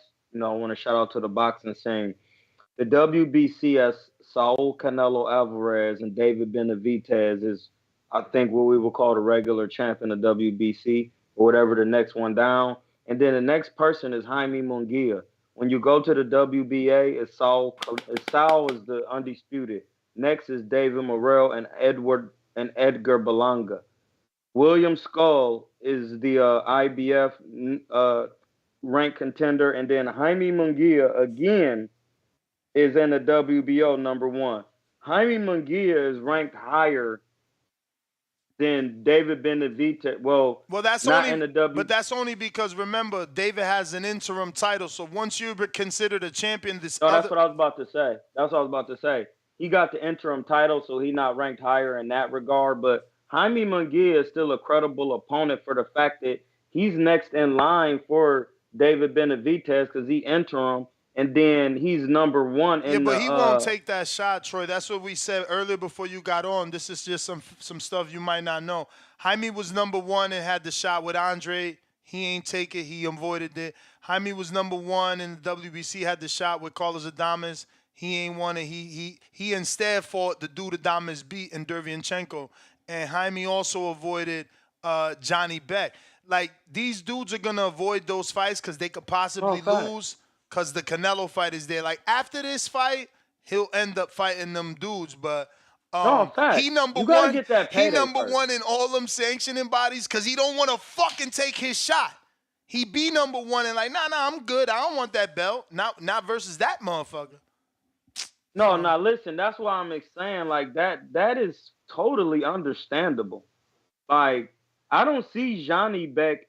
Well, Johnny Beck is at 168. I mean, 160 because remember, Munguia started at 47. He knocked out Montiel. Oh yeah. Oh shit, you right, blood. You right. He been selective. When they don't do that much at 47, and they do that most of their work or where they at, I just kind of disregard where they at, but it still matters.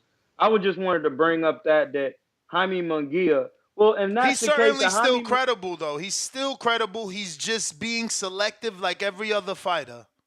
And I was just saying this, Ness. Is that selective?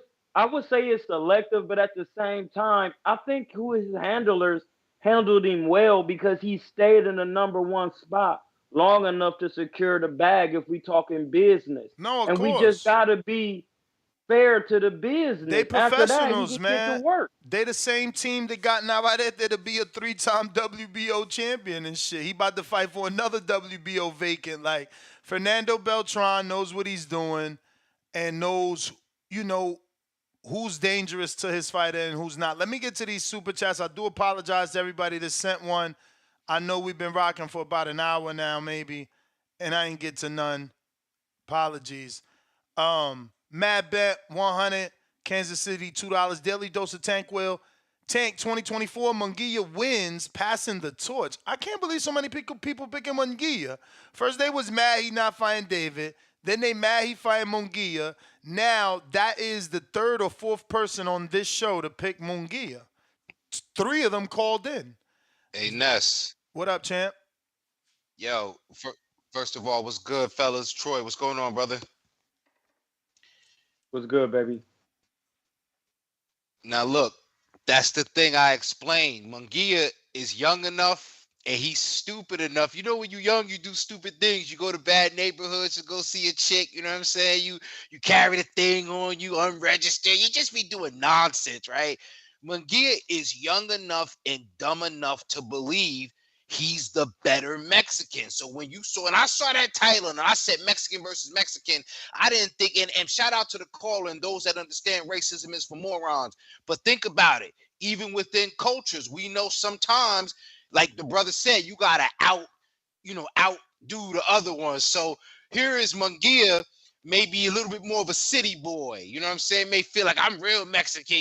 Canelo, he from the sticks. You know what I'm saying? Like, there's an element of I think competition from within, and it's crazy because I say that this always makes sense. Sometimes people feel like it's splitting audiences. We had this discussion amongst Puerto Rican fighters, but for somehow, I don't know if it's just because of the spirit of fighters of Mexicans and more the entertainment value. Bro, honestly, you got to look at it like this is they Tank versus Devin,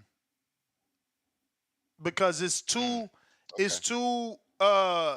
Mexicans from within the country but different cities. So it's like Tank, it's like B More and Oakland when they finally meet up. All the ballers from Oakland gonna come. Everybody that support Tank gonna come. All of because he bring out more than just Baltimore.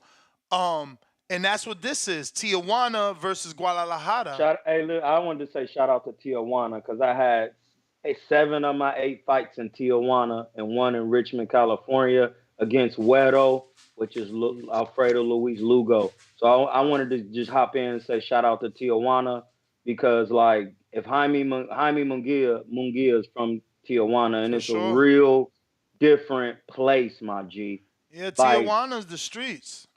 Like I'll be walking through Tijuana like I live there. Shout out to my advisor, Muslim brother Felipe Leon.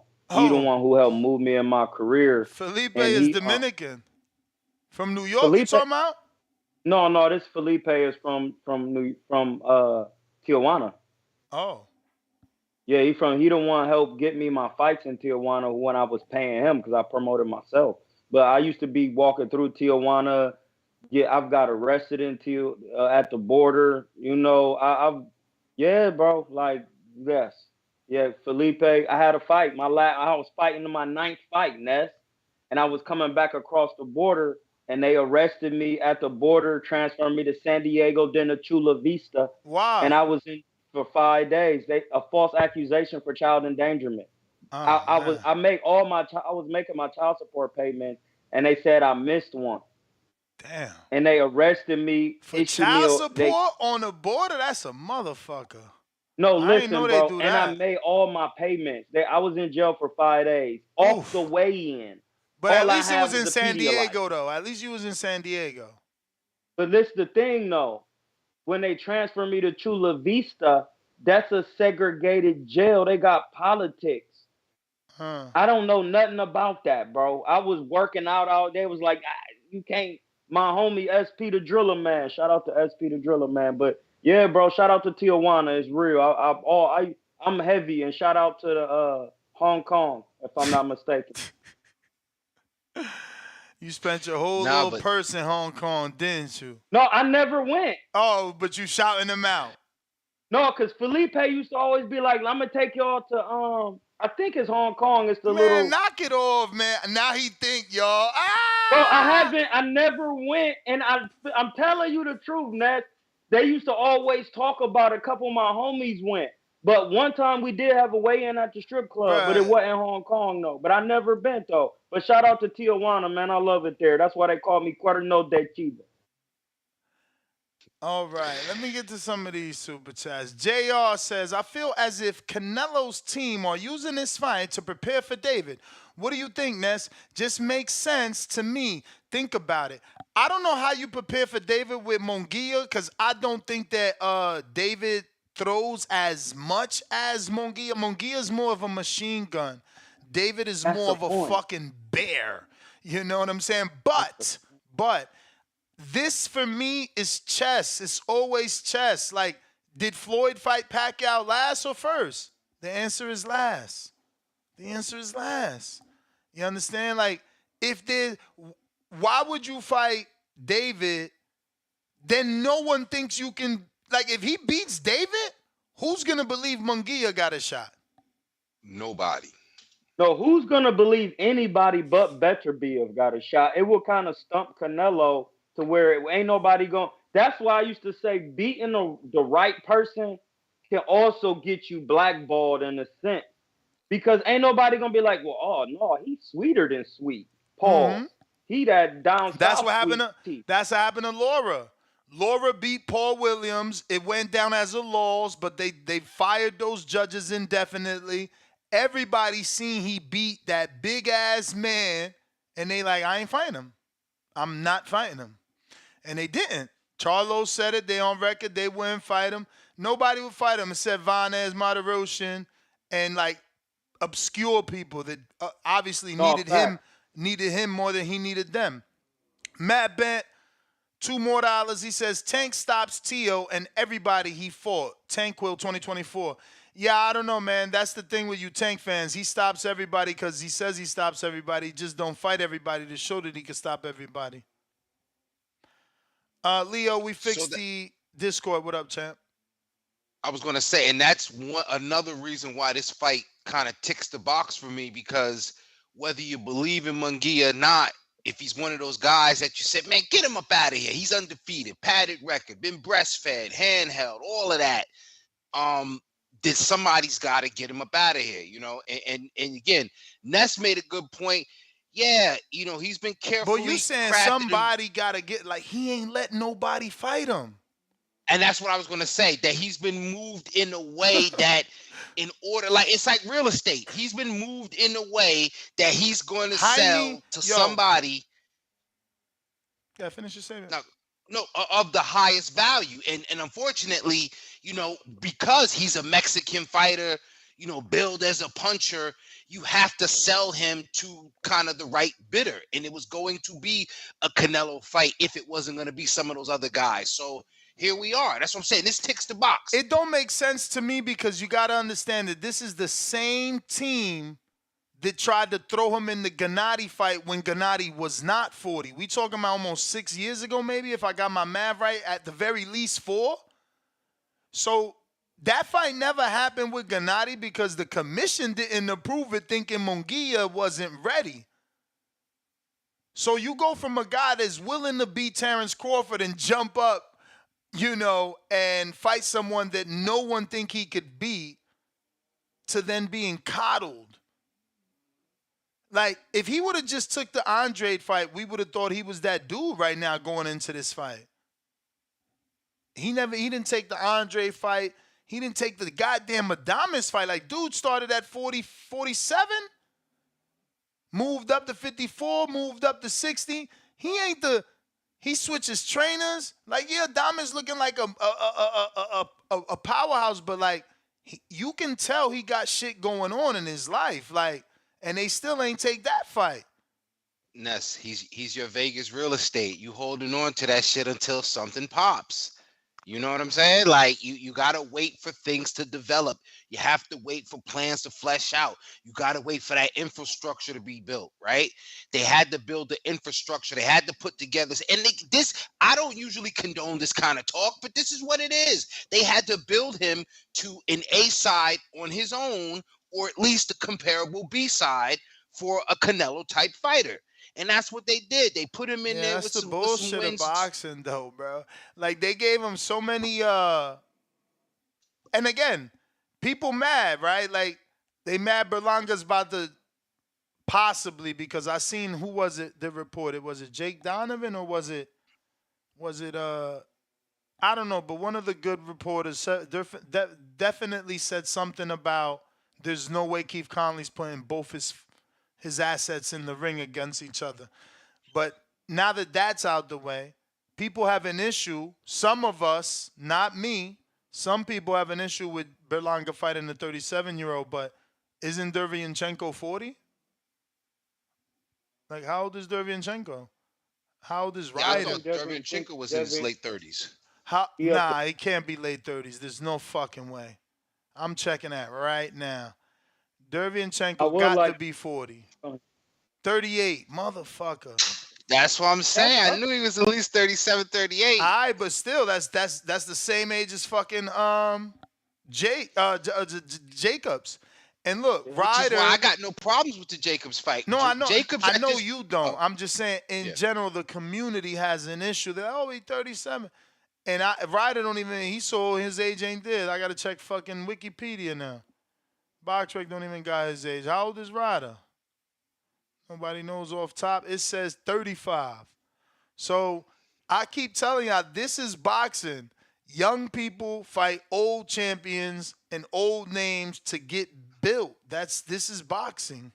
So on that same token, I think if we have to look at it, I think Munguia, whether we know if it's a facade or not, he's been built better in that regard than Berlanga, because every time Berlanga stepped up against mildly better competition, not only did he not give us an exciting fight, he struggled and showed us, he had some things that he had to work on, whether it was his focus or some fundamentals.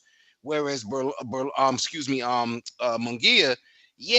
but you give him the names, and again, the Derevyanchenko, I believe, was the fight that kind of made him into a risky and exciting fighter. Like, he gonna take a risk, you know what I'm saying? But at least he's exciting.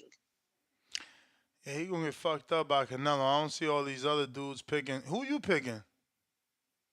It's too early, or you gotta pick? You leading Munguia too? You think the youth Nah, gets him? I'm not leaning Munguia because again, I believe he's I think dumb enough Munguia's to only think he can win. 27 too. I mean, I don't think 27 is that much younger than 33, bro. Like, dude just out here tripping.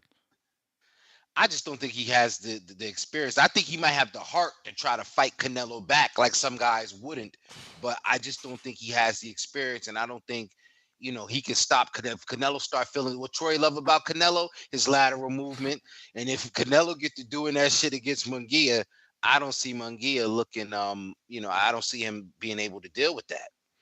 Go ahead, Troy. I think Munguia is.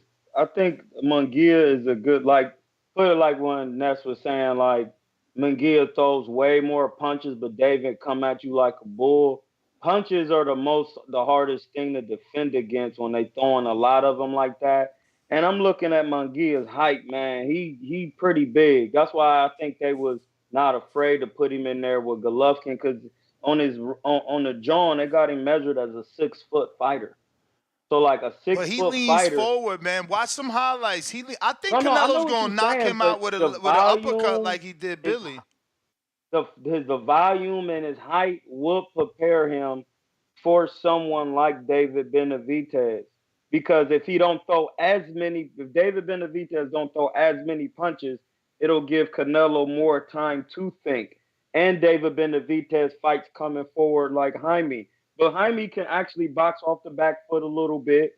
He be trying a little bit. But I think Jaime is a good stepping stone for David Benavidez.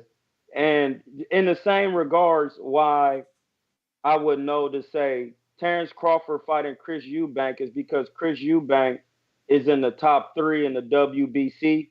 So once Terrence beats him, he'll get that position in the WBC top 5 ranking, and he'll be in line to fight Adames and Charlo. So like I was looking at that and looking at everybody at middleweight, which is Arslan Lara and Johnny Beck. Those are all winnable fights for Terrence Crawford because Johnny Beck only has a 66% knockout ratio. He's not a power puncher. He's Johnny Beck is fighting what's his name? I'm just saying. Hamza Shiraz from the UK. Did they make that official, or was that another face-off like Danny Jacobs and Berlanga? No, I think that was more in talks. I think the Berlanga one was like kind of drum up. Let's see. I think Shiraz was in talks. I think that one was more solid. I did see that Hamza. Shout out to Hamza because I'm Hamza too. But I'm just Terrence Crawford could be if he wants a Canelo fight within the next year, he should work on becoming undisputed at middleweight. What? Undisputed, man. At middleweight, that you got look, bro. Listen to what you're saying. Jaime Munguia got one belt. You talking about Terrence Crawford got to be 3-time undisputed just to get a Canelo fight? Yeah, because he ain't at the weight. And it'll listen, he already gonna fight him in Dubai. My bro, the dude said he got 2 fights left, man. Oh shit! Well, text your mans in them, bro. That's the WBC and the WBA. But he ain't getting the Canelo scrap. Danzy baby, $2 super chat. Ness, you going to the Shakur fight? You gotta ask Shakur, is he gonna let me go? Because he blocked me and Danny from going to his media workout. You know what I'm saying? There was a media workout for his last fight when he was fighting whoever the fuck, De Los Santos. Remember, he was fighting De Los Santos in Vegas. Remember, I live in Vegas. And when we tried to go, we was on the block list. You know what I'm saying? Like, dude is taking it to the 10th power. You feel me? See, that's what you need me for, because I can get you the interview as for my John, but I'll just give it to you. And I was an ex-boxer, so we gonna work on that, Ness, because that's something that I would want to do with the voices, be it like an in-person consultant, considered and I box. Bet. CT $2. Zero interest in this fight at 168. Real fans want David. JVX88 on BoxRec. They took Mex off DB. Just Monster now. Yeah, because he's got Ecuadorian and Punch Drunk keeps reporting Dominican. I gotta talk to Jose about that. H-Town, $2. Ryan is the master troll. He's sparring Frank Weekly. Let's hope, man. Let's hope. Big Supermax, buying my tickets this week. Trying to kick it with TBV out in Vegas. Been too long, y'all. Gonna have anything happening? Are we gonna have anything happening? Well, the fight is announced, but look, there's not enough time. Canelo is whack. There's already something big happening with fuck is their name? Boxing Expo, man. So I don't know. We'll see too. Danny got some stuff going on. Next week we can see. Maybe we can put like a night function together. Because again, Boxing Expo has something really big happening on Saturday during the day. Then you got the fight, so it is what it is. I actually can't wait to get back and shit just for the weed. It's fucking crazy how different the weed is in Vegas, bro. It's fucking, nah, for Next, real. listen, Next, get with me, bro. I'm in the town. I got you, bro. Wherever you at, Ness, wherever you at, I'm outside the United States. Get with me. All right. Listen, Yeah, man, I missed that. got the real. Whatever you need, I got real prices. I ain't gonna overcharge you for this smoke. My man said, damn, that's messed up. Y'all both from North. That's the thing, right? He calls me biased and in the same sentence, which is on $1 million worth of gain. So, like, you can see that he's not even thinking before he talks. He says, they biased and that dude is from North. I'm from Newark. So basically, he's saying I should be biased for him, which shows that I am not biased. By not siding with someone from my city, I'm showing that I have no bias. But again, maturity takes a long time. You know how many mistakes I fucking made in relationships I fucked up? Like, I'm 44 years old right now and gotta learn to live with regrets.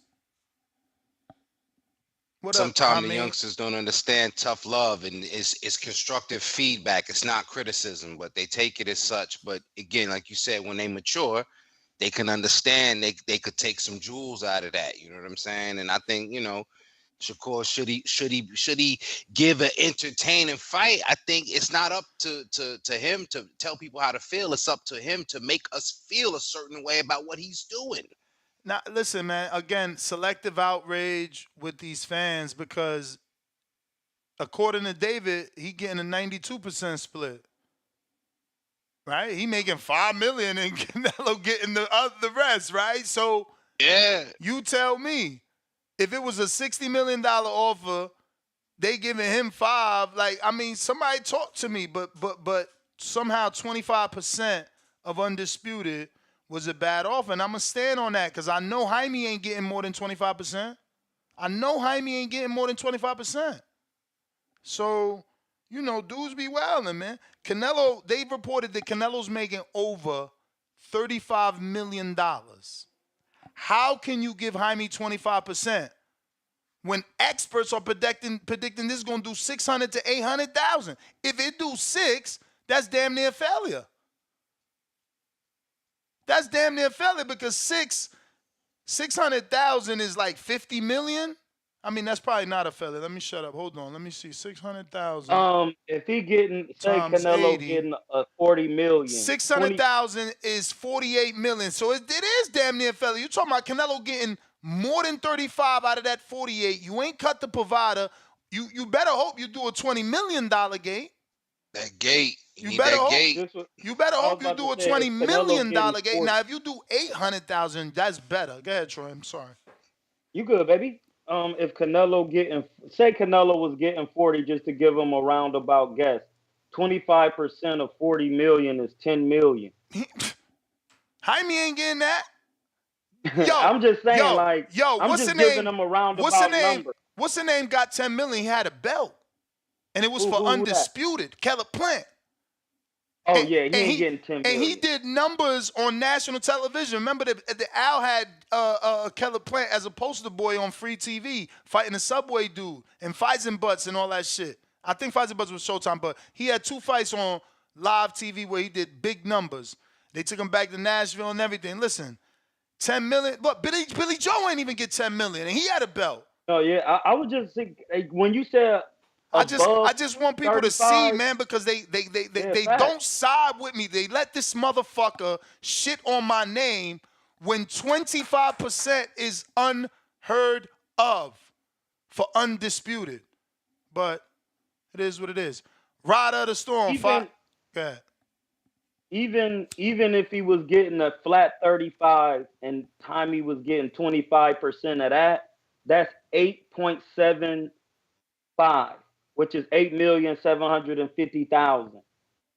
Would that be a little? I mean, but they said he getting upwards of 35 million, so he's definitely not getting 25%. Bro, that's a lot.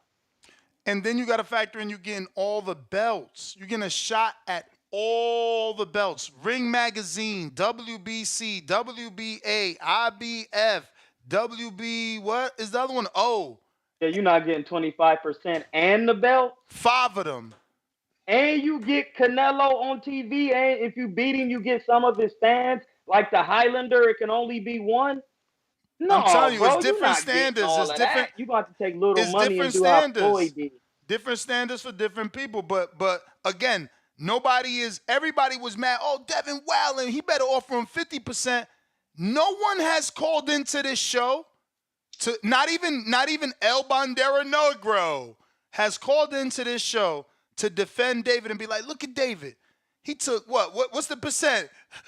60 million and David getting 5. Do the math for me, please. Come on, man. Nobody calls in here to defend him and say, look at my favorite fighter. He took 2%. He took 4%. Like, fucking Kappas, man.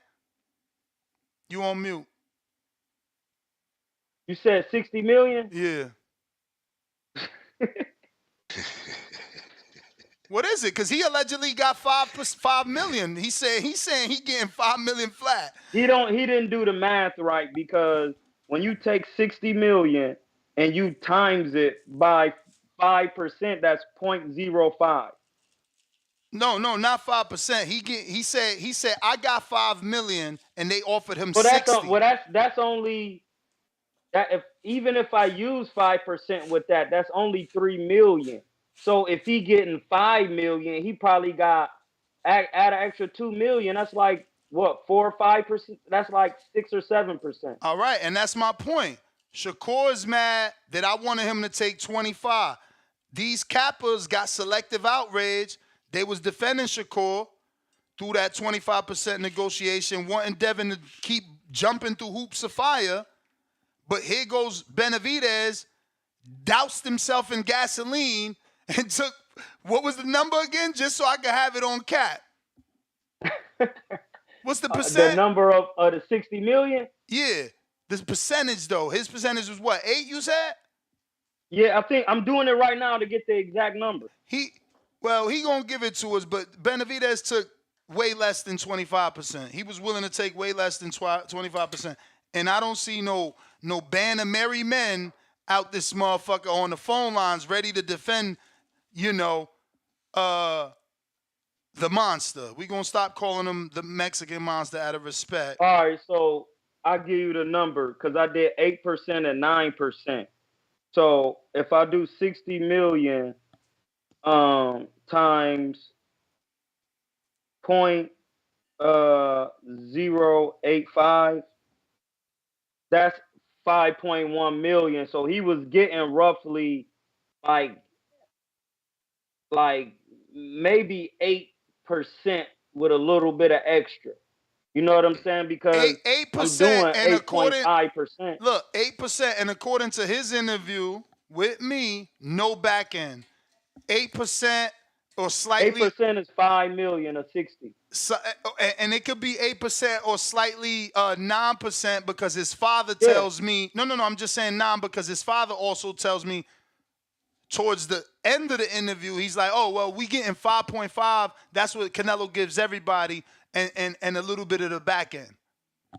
So, it's mixed information, but at the end of the day, not even Jerry Soliano calls in to say, oh, David he was willing to take 5%, 8%. Like, you guys need to start defending this. You know what I'm saying? Don't have selective outrage. But moving on, we got Rider of the Storm, $5. Salute, gentlemen. this will be a huge fight. Going to try and go to the fight or have a huge fight party here at my place. Viva Mexico, cabrones. We got Desmond Horn. Welcome to the prospect level, Desmond. Salute. Looks like we got a couple of cash apps I got to get to. Do apologize, gentlemen. We got to Abe. I'm not sure. Abe, I'm going to just give you that counterpunch if you want, because when I went to you, it wasn't because of your counterpunch. We got William that says in a $2 cash app. He says, this fight doing over $1 million. Casuals hitting me up. Really? I will be shocked. But I hope. Face of boxing shit. I like between 600 and 800. You know, and that might seem like a broad range, but I don't see it doing $1 million. We got because go ahead. No, I was gonna say I don't know if people are convinced. Number one, with all of the back and forth and all the questions about we're gonna call him Crazy 8 Benavidez, right? Crazy 8%, right? So the question about that particular fight not happening, and also coming off of perhaps the stench of the Charlo fight, I don't know if it can do $1 million just because you have two Mexican rivals. Well, Hey, I Ness, mean, did again, you say- go ahead. Did you say that Benavidez was getting 5.5 million? Again, one Benavidez says 5.5, one Benavidez says 5. All right, say if we say 5.5, that's 10.9%. Even. 10.9%. 10.9090909. Plus It's that back 10.9%. end. Plus that back end on them pay-per-views. Nah, listen, That's a decent I'm little starting to believe this, bro. I'm starting to believe this is what Canelo said. If he wants to fight me, he got to fight Vazdek. And I'm going to be as petty, excuse me. I'm going to be as petty as the Canelo haters. I'm going to say he said that to purposely make him go up, to struggle to come back down, and fights him in September. Because Vazdek is his fighter. He's managed by fucking Eddie, so I'm calling it his fighter. Why else move up? When I talked to David, he didn't even know. The father didn't even know. He tells me, he said, I called Louis and said, I want to move up, and Louis put this fight together. So, again, what I'm saying could have been a conversation had between Louis and Canelo, where he's like, bro, what we got to do to get this fight? Fuck it. Tell his ass to go up there and fight my guy. And come back down and fight me in September. Like, I could see some, pulling the rank shit like that. I don't know. But we got a Hawk counterpunch we go into in a minute. We got $10 cash app from Kermit. Canelo will knock him out. He get touched too much. No, he get hit too much. Yeah, that's what I said, man. And he leans forward. I'm looking for a Billy Joe type of knockout, breaking to the face. Okay, so Hawk, we got a counterpunch for you and Baby Joker next.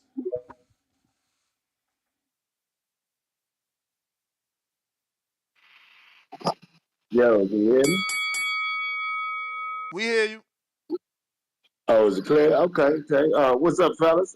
Everybody on the what is King and who else did? Both Kings, man. Troy King, King Amin. Yeah. There you go. Troy King, King Amin. All right, what's up, fellas? And yo, Ness. Hey, man. Let me get to this. So Canelo and Munguia. All right. I feel and the same way that everybody's saying about Munguia and Benavidez throw a lot of punches is why they're going to be a threat to Canelo. I say that's why, and I am a Benavidez fan. I would be betting on Benavidez in that fight. But if he fights the way Munguia fights and the way that he also fights, when they throw a lot of punches, he's going to get knocked the fuck out. You can't come at Canelo with no bunch of punches like that. Munguia's going to get knocked out. He's a lamb being led to the slaughter, a turkey being fattened up for Thanksgiving. Dog, even Triple G punch rate went down when he fought Canelo. Floyd beat Canelo, Bivol beat Canelo, moving, boxing, in and out. Ain't nobody just walking through Canelo. So that bunch of punches, all that's gonna do is get Munguia's head knocked off. He gonna get knocked out. And the other one, the one from Puerto Rico, he go in there trying to knock Canelo out. He gonna get knocked out. Even Billy Joe Sanders, when he fought Canelo, he tried to really go at him. And look what happened to him. He got popped. And you can hear that shit through the TV. That boy hits extremely hard, man. So all that bunch of punches, all that throwing a bunch of punches to get at Canelo is all danger.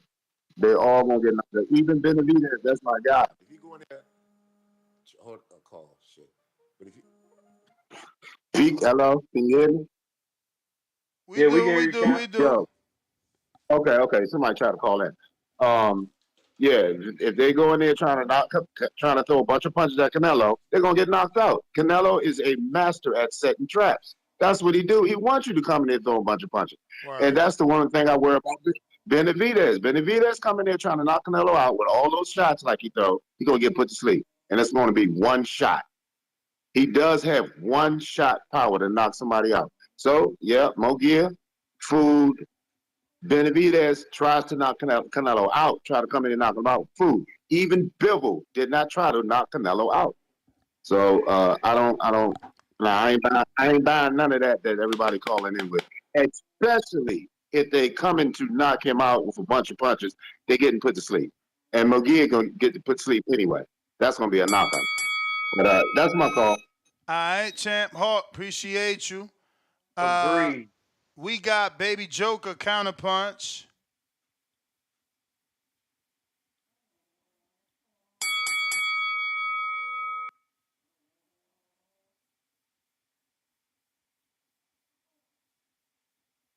Baby Joker. Gotta unmute, champ. He gonna come. What'd you say? No, I was telling you. Baby Joker gotta unmute, but I don't know if we. Nah, he should be connected now.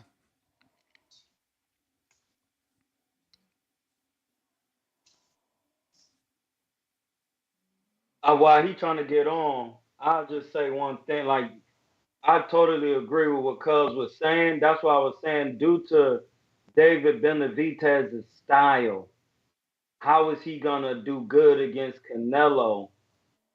Because Canelo was a counter puncher, and David Benavidez is the taller man with the longer arms. And if he was hard for him to stop, he couldn't stop Caleb. And they were saying because Caleb was holding and doing. Well, why couldn't he do that against Canelo, though? Why couldn't he hold him and do the same thing? You know why? Because experience is the best teacher. Yo, can you guys hear me now? Yes, sir. Yes, What's up, Ness? Yo, Ness, when you made the little comment about saying Munguia is not that young, you know, you're like, He's it's only a few years 27. apart. Yeah, he's 27. Yeah, Canelo's 33. So we're using that same thing on David? You know, they're just a couple months apart. They're the same age. Yeah, they both 27, ain't they? Yeah. I said that the other Yeah, day, but I checked the other day. It kind of sucks that David has a shitty management. Who takes more punishment, bro? No, but look, this is what I'm saying. Look, this is why I think Munguia landed this fight. He just has a better team behind him, dog. How old was David when he became champion, when he beat Gavril? 20, 21? Probably. Munguia became champion a year or a couple months right after that, the same age. And then Munguia defends that belt 5 times. You can't Look. deny that there's more pressure for Canelo to fight Munguia than there is for Benavidez internally in Mexico. He probably can't run from that. Like David, it's a little bit different. He, like you said, he don't live there. It's not a rival fucking city. Like, no, yeah, he probably had to do this for his people. I was gonna say earlier before I cut off the first time, bro. Tijuana got a lot of players out there, bro. Like I said, Tijuana's gonna party that whole weekend. They got Munguia and fucking Nettie. Both them cats are going for undisputed. You know, trying to prove something. And fucking Canelo, bro, he's coming out with this guy that's heavily pushed by one of the biggest cartels in Mexico, bro. The dude said, I'm walking out with Canelo with the new corrido for him. You know that shit sells. He's I think he's top 450 on the streamers list on Spotify with 16 million listeners a month. So who's his rival? Because Hey, cartels don't listen to the same corridos. yeah, I can't tell you what it is, but if you really know what I'm saying, just look up Luis R. Conriquez and his ties, bro. Munguia probably Tijuana got a dude out there named Eric Aragon. That he's like he's a huge artist, bro. Strictly in Tijuana. That motherfucker too is another big player with the big dogs out there. So I like it. It's gonna sell, bro. So what's your number? sell. What you thinking? I think it does as good as Chavez, if not a little better. Cause Munguia's coming in, bro. I've never seen a Tijuanense that gives you a shitty fight like Chavez did. You got Margarito, Morales, Luis Neri. They're dogs, bro. They come to fight. And Canelo is in for a fucking fight. I'm Hey, telling what you, bro. dude is saying is true.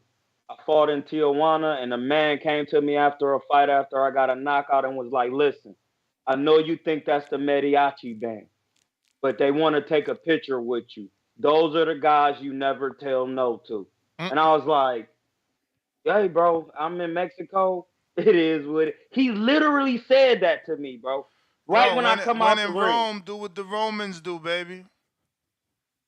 Ness, I did not say nothing. I went and got with the band and was like, and they was in the band. They was like, listen, these is the guys when they want something, sir. These ain't the guys you say no to. And I was like, I looked at him and was like, it's all good, and took pictures.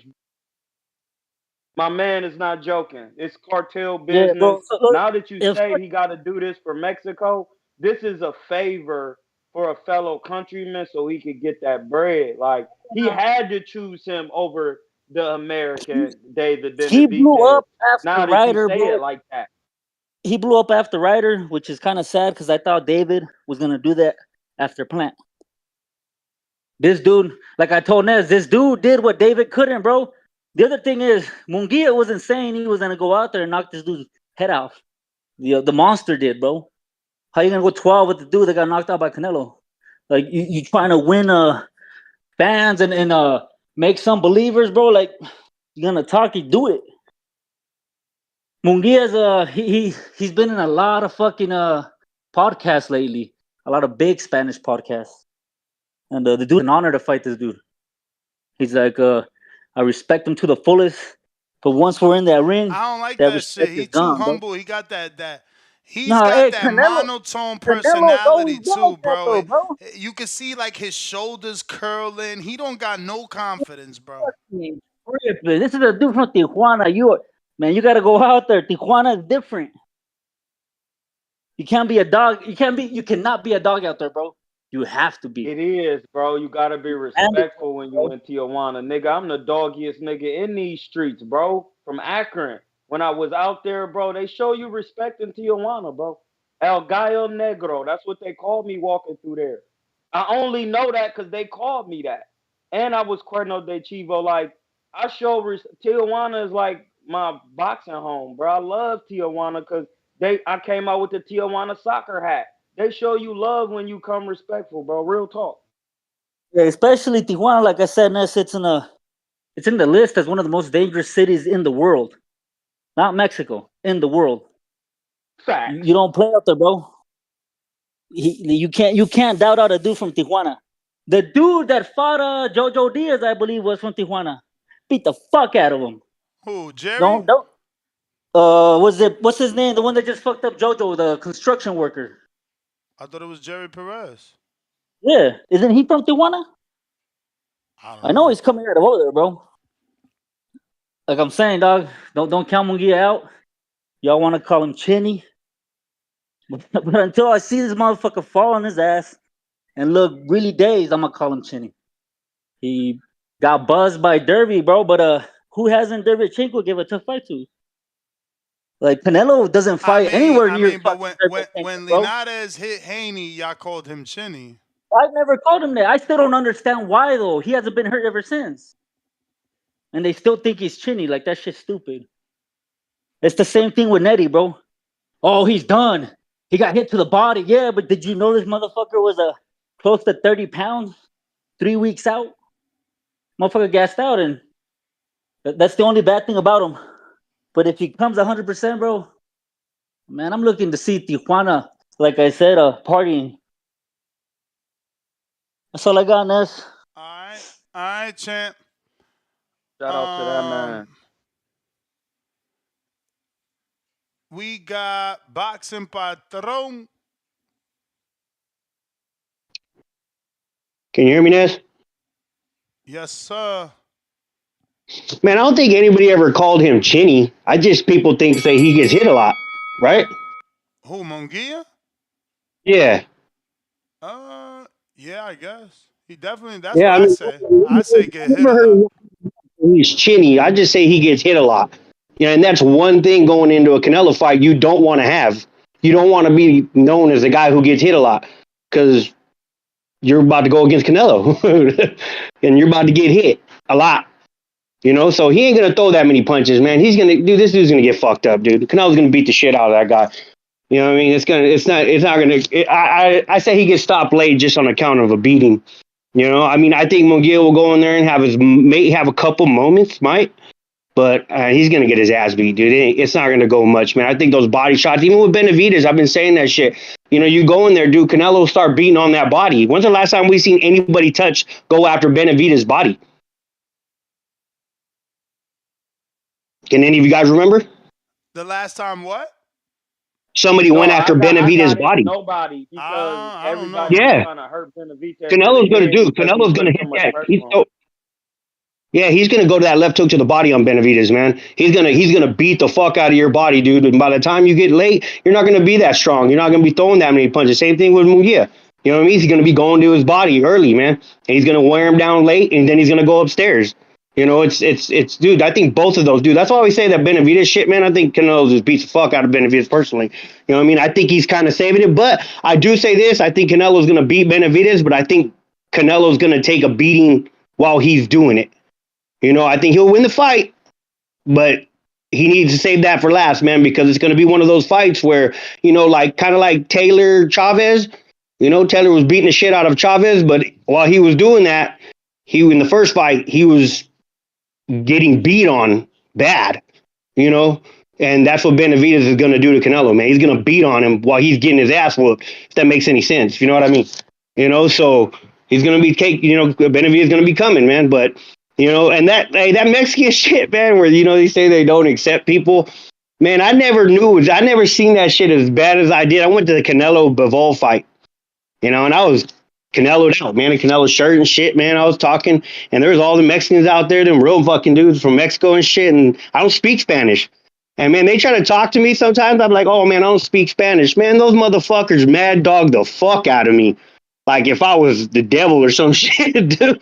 Like, bro, they don't accept you over there, bro, at all. I was like, holy shit, I got that shit like 5 times while I was out there. My nephew was even laughing. He was like, God damn, bro, they really don't want to talk, huh? I'm like, no, they don't like me, bro. They don't like us. You know what I mean? They like that Mexico shit. And a lot of them don't even like the fact that Canelo even took the time to learn English, you know?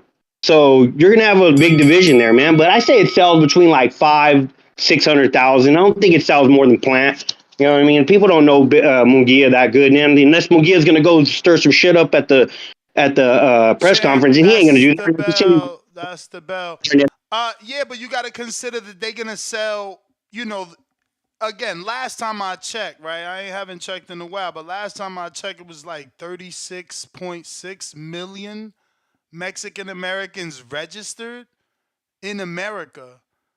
That ain't got nothing to do with the non-registered. So they can tap in with this fight. And then you got to consider, like Fats from Baltimore called in and said, look, my pops is buying this fight. He a Canelo fan. I'm not Mexican. I'm buying this fight.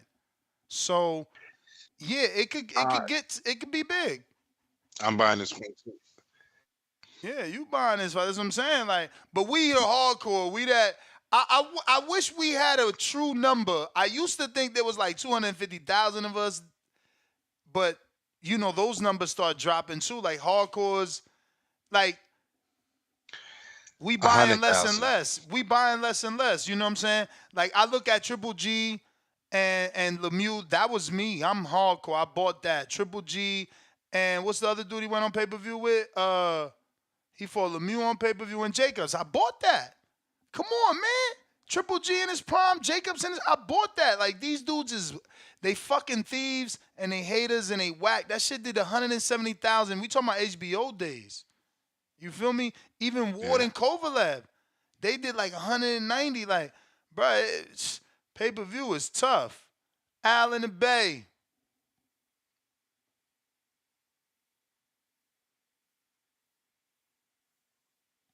Where Al at in the Bay? Al. Going one time. Al. Al. That's your third time. Chad, Canada.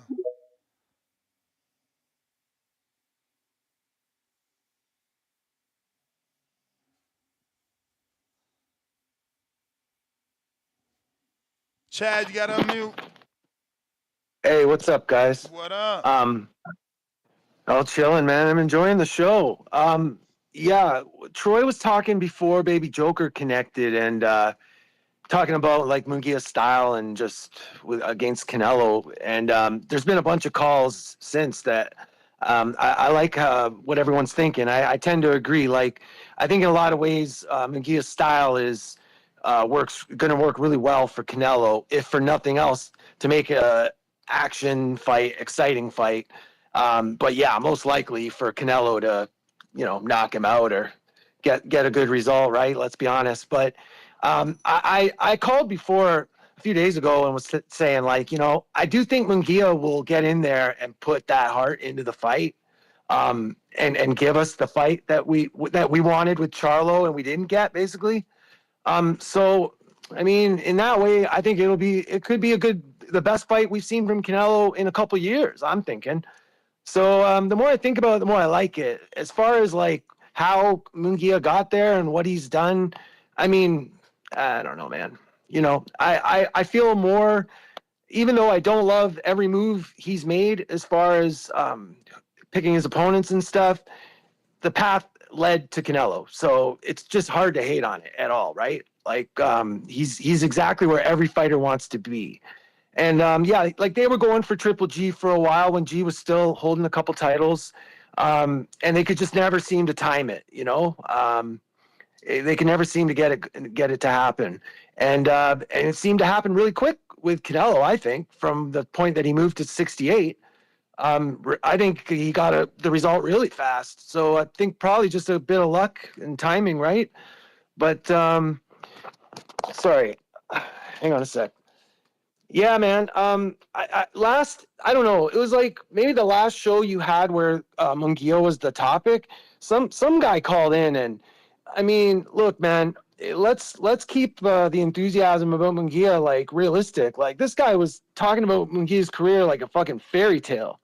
He was talking about some bullshit, like making Munguia this great hero of boxing, and I don't see it like that. I mean, I've always respected him. He's been in some good fights, some great fights. But like, trying to paint the picture now some rosy way, like, let's not do that either, right? I think he gets enough respect. I think Munguia is one of those fighters that, for the most part, has flown under the radar in a lot of ways when it comes to like rankings and who he's fighting. Like people might complain a little bit, but his name gets dropped. Unlike some other fighters where people just love to talk about them, right? They just hold on to their name, like just won't let anything go, always want to talk about them. And whether that's good or not, I mean, I guess for their career it's good. But yeah, Munguia. So I'm excited overall to see him. But Ness, man, I find it interesting. I wasn't thinking that you and Shakur are both from Newark, and I didn't realize the beef was that deep, man. Like he banned you from attending an event? Yeah, he did. I didn't realize it That's was that crazy. deep either. Like, That's dude crazy. banned the boxing voice. He blocked the boxing voice and my personal. I didn't know it was that deep either until we tried to go to the media workout.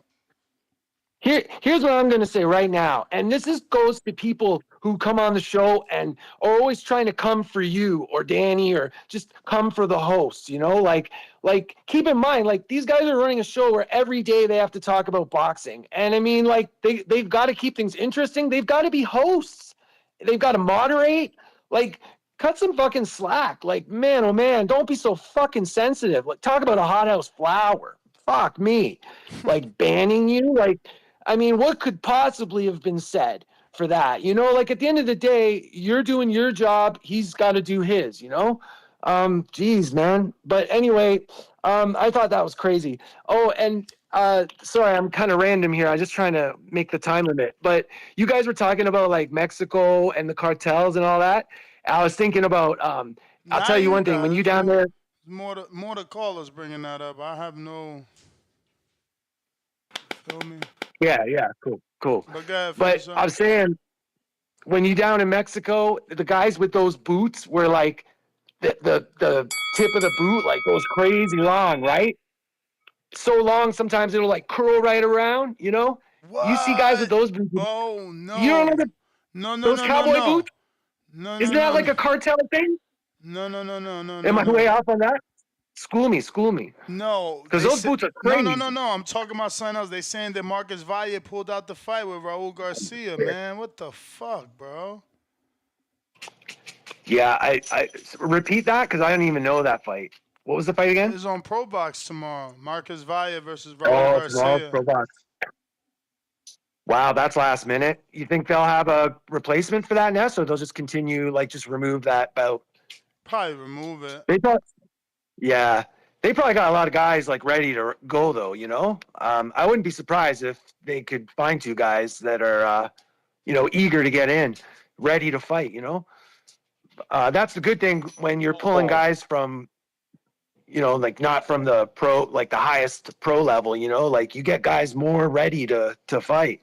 They stay ready. But anyway, man, I don't know. That's kind of all I got. Champ, but that was the bell. Let me get to some other people. Yo, before you go to the next caller, man, I gotta slide up out of here. Do your thing, champ. King, I mean, the Hey, best six on IG. Yes, sir. Hit my DM or something on At Entertainment, bro. We gotta start rapping. Yeah, I'm one of them. What I consider myself, I'm a failed rapper, but I still got a couple bars. We gotta. No, like, he mean talking. He mean talking. Oh, okay. Yeah, we gotta politic. My bad. We gotta politic. No, it's all good. Yeah, I got some things for me, you, and Ness to start putting together with the money. If it makes sense, I'm with it. All right. I'm gonna hit you on IG, ladies and gentlemen. TBV, I'm out, Ness. All right. Let me see here. We got Kermit, another $10 super chat. Salute to you, champ. Gonna drop a bomb for you. That's the second. He said he throws caution to the wind and exposes his chin. I hear that. And we got a counterpunch from Baby Joker.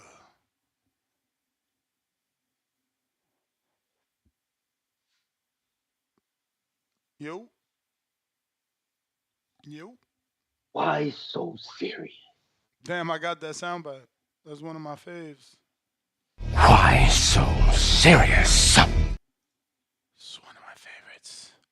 R.I.P. He was the Heat. best Joker ever, man. Heat was the best Joker. The good die young, they say, even though I'm not young, so I guess that's a fucking lie. They say when you play them parts and you really take on that persona, sometimes it can affect you in the outside world. Now we hear you. Oh, what's up, though? Hey, to that guy that called earlier. Which guy? Did he say no? The one that he said nobody really knows Munguia like that. Tripping. Yeah. Hey, if they don't know him now, after that fight, they will, bro. That bitch is gonna be streamed in TV Azteca. It's in every home in Mexico. Outside of that, it's played in 13 other Central and South American countries, bro. Like if they don't know him, they will afterwards. That's how big that fucking Yeah, deal but is that I he does mean, with but the he's talking know them before the fight to buy it to make it more like. Remember, he was talking pay-per-view yeah, buys. yeah, but I mean, look, bro, how is he not known since he's the second Oh best fuck! Why Mexican? is the zone doing this? What happened now? They fucking Michael Coppinger's reporting that Matias is gonna fight Liam Paro in Puerto Rico. Are June you going or what? 15th though, bro. June 15th is the fucking alleged Tank Benavidez Rayo pay-per-view, bro. What the fuck, bro? You're gonna have to go, Ness. Jesus. I'm not even gonna be around. I'm gonna be on my honeymoon still. Ness, you ain't Hey, in even the Puerto chat, Rican, bro. is you? I don't have to be Hey, Puerto Rican. I've been to fucking Puerto Rico like 5 times. hey, I ain't never did I trying to hear take right? your bro and put me on with the Boricua.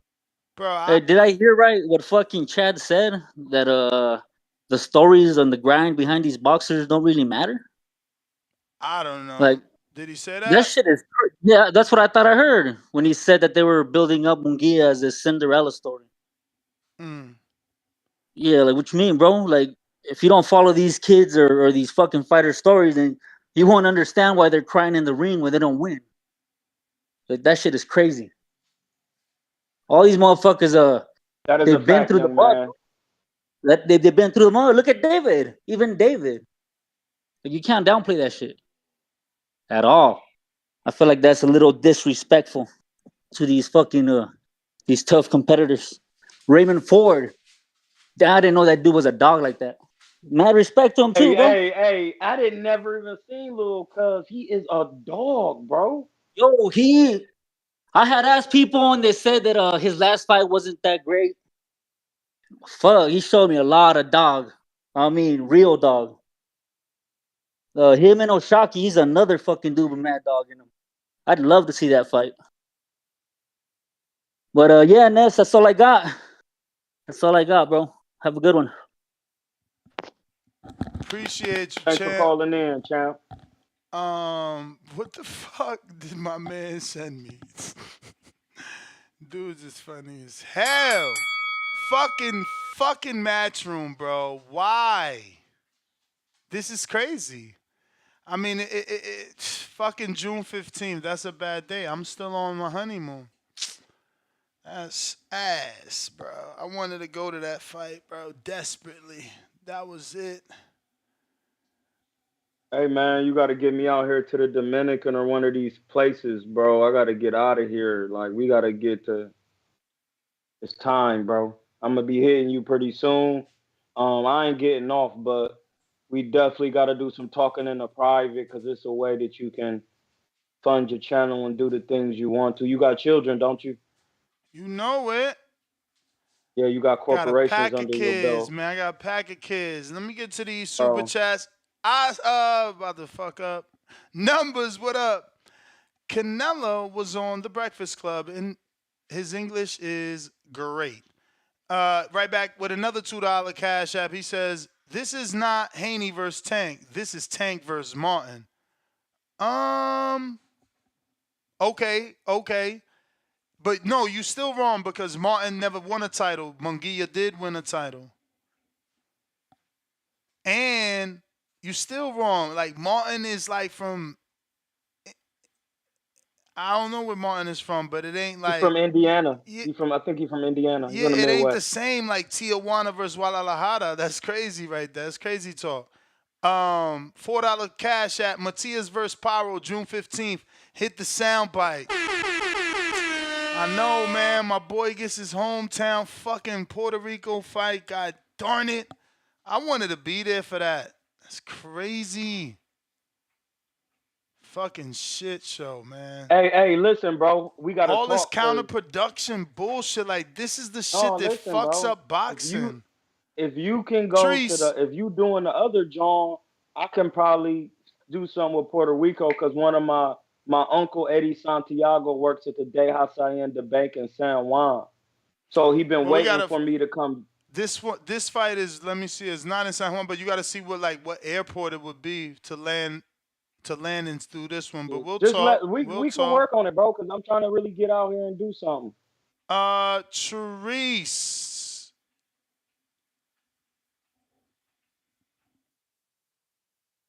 Yo. Yo. What up, though? What up, though? Okay, bingo. We got action. But with this Munguia and Canelo, man, I'm with. I heard some people saying Munguia gonna get his shit knocked loose. I'm with them guys, man. I see that too. I think I vision Munguia as a rumble and tumble, crash and bash type of fighter. You feel me? He gonna go in there, try to make it scrappy, but I think Canelo could fuck around, catch him in between punches, and get This him my up out of Toledo there. nigga. Yeah, what the fuck going on with you, my boy? What's up with my But guy, man? Tell us what's up with Ohio. Ohio runs boxing, stand up, man. Shout out to Toledo. I got family in Toledo, the Kings. We out here. of course. But yeah, I see Munguia getting beat, man. I see him getting caught in between punches, trying to go out there and bang with Canelo. Or if he doesn't go out there and try to bang, what I could see is him also being like starstruck type of thing. This is gonna be a different type of platform than he ever been on. You see me? So I can see him going out there like when our idols become our rivals type shit in the moment, you feel me, overcomes him. I don't know though. Let Baby Joker tell it these Tijuana fellas are badasses. I don't know. But and speaking of that, he talking about some this fight is gonna be huge and all this and whatnot because it's on what is it, Boxing Azteca, they getting free homes and all this shit. That's good for y'all over there in Mexico. But I just want to say, man, Ohio runs boxing. Shout out Jake Paul. That ain't no Netflix deal. You dig? This ain't gonna be in as many homes. So yeah, I don't know about how these numbers gonna look. I agree with Buddy. I don't think a lot of people know who the fuck Jaime Munguia is like that. I mean, you really got to be in the boxing. But he fighting Canelo, and Canelo got that Floyd effect right now where it don't matter who the fuck he fighting. We tuning in.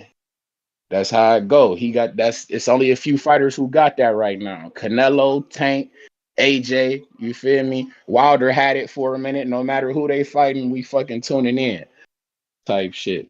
But hey, and I just want to ask, I heard y'all talking about Raymond. Hey man, is Nick Ball getting a fucking shot at his belt on that 5-on-5 shit? That's the rumor. I don't know about the 5-on-5, but obviously, they've already Raymond Ford already said he want to give him a shot at it. Man, why the fuck for, man? He ain't win shit. You should only be trying to give him a shot if he had won that belt. The money, it must be Turkey Al-Sheikh interested in old boy. But I'm saying though, if there's got to be that 5-on-5 then, because that's the only. I mean, like, that's why the what fuck I'm would he be saying. bringing them over there? It's gonna be the money. Like you going. Okay. But, no. I It makes sense. I don't like it because the first word out of his mouth was, "I can't make the weight." Yeah, that's why my saying. performance was like this because I can't make the weight. Now all of a sudden we gonna make the weight. But hey, you got the money to get a nutritionist. I would like to see him fight like a Chris Colbert or something at 130, go up to 130, take him on. Fuck it. But I don't know. My dude Chris switched numbers. I hit him up the other day on some rounds saying, damn, that shit green now. Nigga hit up. Damn. Hey, we need to hear from him because man. Let me get to some other callers. We got G-Von. What up?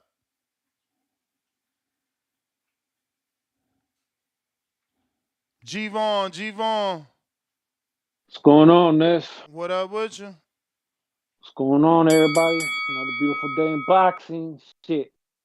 Sick right now, but got to get these sit-ups in. That's how you get better and shit. Motherfuckers be laying in bed talking about, I'm sick, man. Get your ass up and do some shit. But, look, shout out to this fight being made, man. Everybody that talks to me knows how I feel about this shit. I feel like Canelo's ducking Benavidez, but at the same time, thinking about it, some people don't want to hear none of it, but I think this is a good measuring stick to see, if he goes with Benavidez next, and hopefully he does. But honestly, thinking about it too, the thing about Benavidez is that I feel like he's earned this title shot, right? He lost the belt twice. That's on him.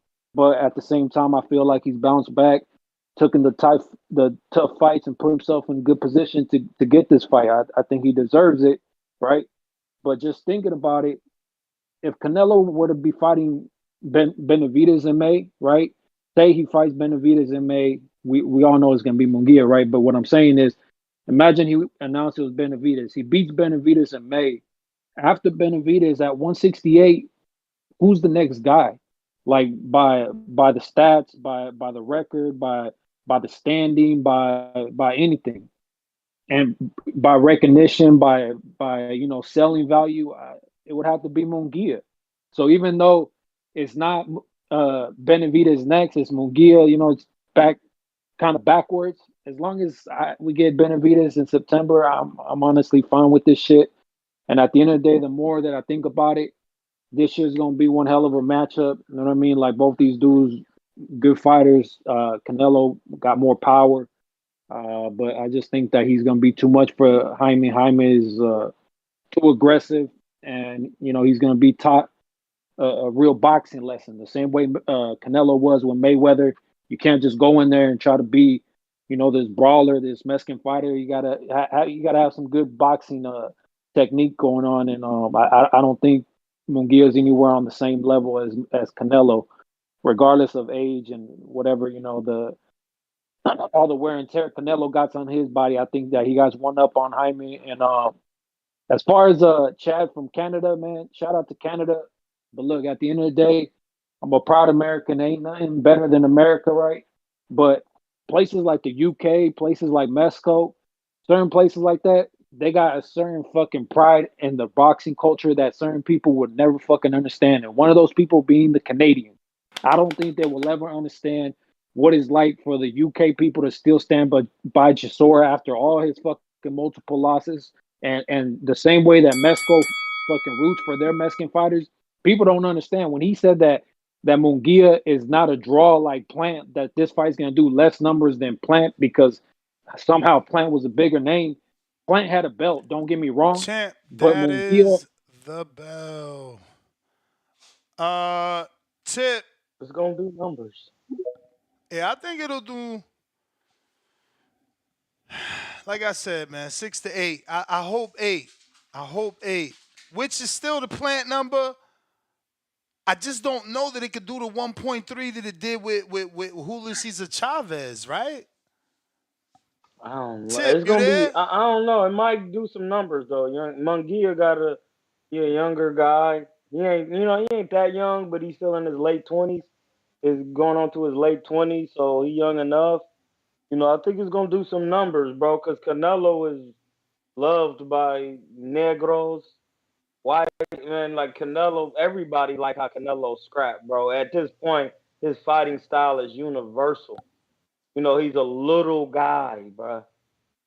He's a little stocky guy. So even seeing him against a Munguia still is gonna look crazy because the size of Munguia. On top of that, I don't think Munguia is gonna come out there going crazy. Munguia does have the ability to box off the back foot a little, and I think he's gonna try to put some of that to the test and really try to get out a win. I don't think he's gonna come out of there just going crazy real quick. I think if Canelo come at him, he gonna exchange and be willing to. But I watched a couple of Munguia last little highlights, and I noticed he was backing up using a jab a certain kind of way and really trying to use some different things in there. Real talk. I got. Let me get to the super chat here. We got Desmond Horn, $2. Mexico is wild, especially Hong Kong, my boy. We got Fern Dog Martinez, $2 super chat. He says, it's going to be another cherry emoji. Pick gone wrong. Okay, so another guy picking Munguia to win. He is celebrating his third super chat on a live stream. We got KB2481. Welcome to the prospect level. Salute. And we got Baby Joker with the $2. He said, Albert Bell and Anderson don't add up to Munguia's fame. We got Tip. We're going to try you again.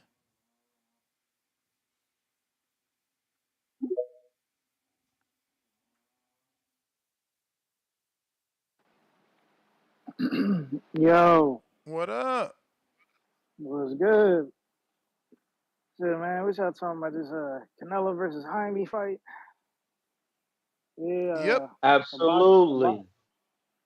Yeah, it's like buying some Reggie, man. You know what I'm saying? That's what you're gonna get. You know, some mid. You're gonna get some mid out of this fight. 'Cause, you know, Jaime is what Jaime is, man. You know, he's just a brawler, man. What type Canelo of gonna Reggie? break his Blue ass. Dream?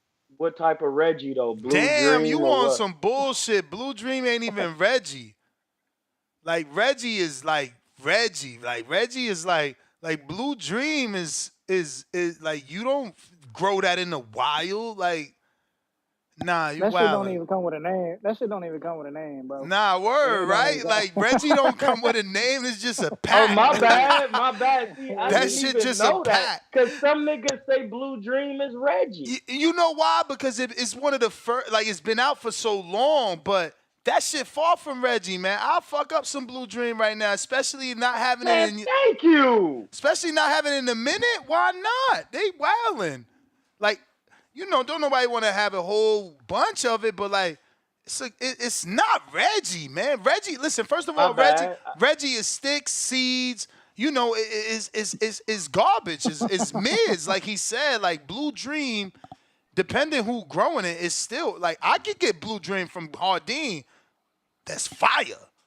That's No, that work. facts. That's that work. It's about who growing it. Like, yeah, we off topic. Go ahead, Tip. My bad. No, you're good. You out here But yeah, talking about mids, man. Nah, Canelo gonna do what Canelo do, man. He gonna break Jaime down with some big shots, man. Jaime, he do leave himself open a lot, you know what I'm saying, to get hit. I expect him to get hurt, maybe get dropped in this fight. I think it goes the distance. I think Jaime's durable enough to make the fight go the distance. But yeah, on other news, man, I heard Matchroom on some bullshit. I just seen that Mike Carpenter post, man. They trying to compete with the face of boxing, man. What's up with them? You know what I'm saying? On the 15th, that's crazy, Ness. I hope that shit free on the zone, man. You know what I'm saying? Hopefully, Drew will be at the fight because ain't nobody else gonna be watching that shit. Bruh, I wanted to be there. That shit on the middle of them honeymoon.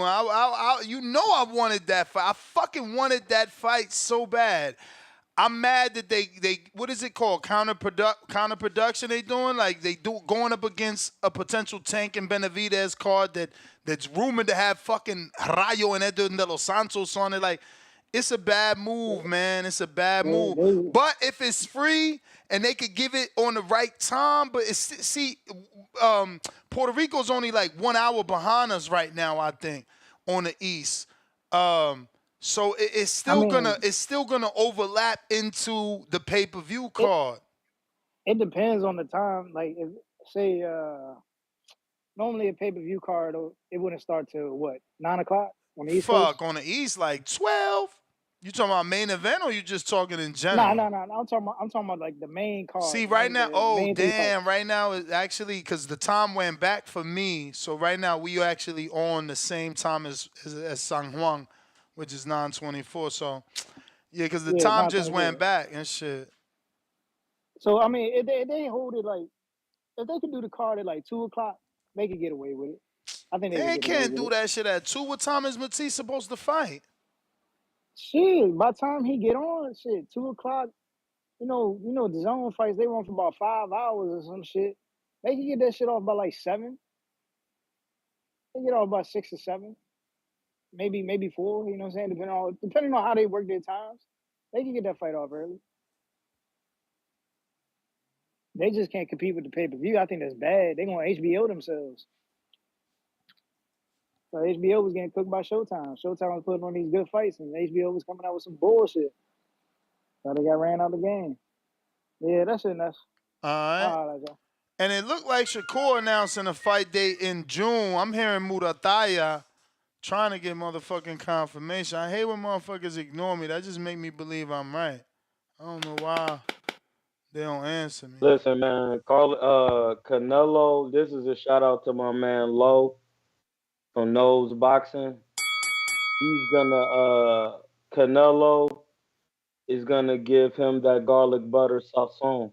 And listen, I only know because my man Low put me on. Low called in before you jumped on. He was already on.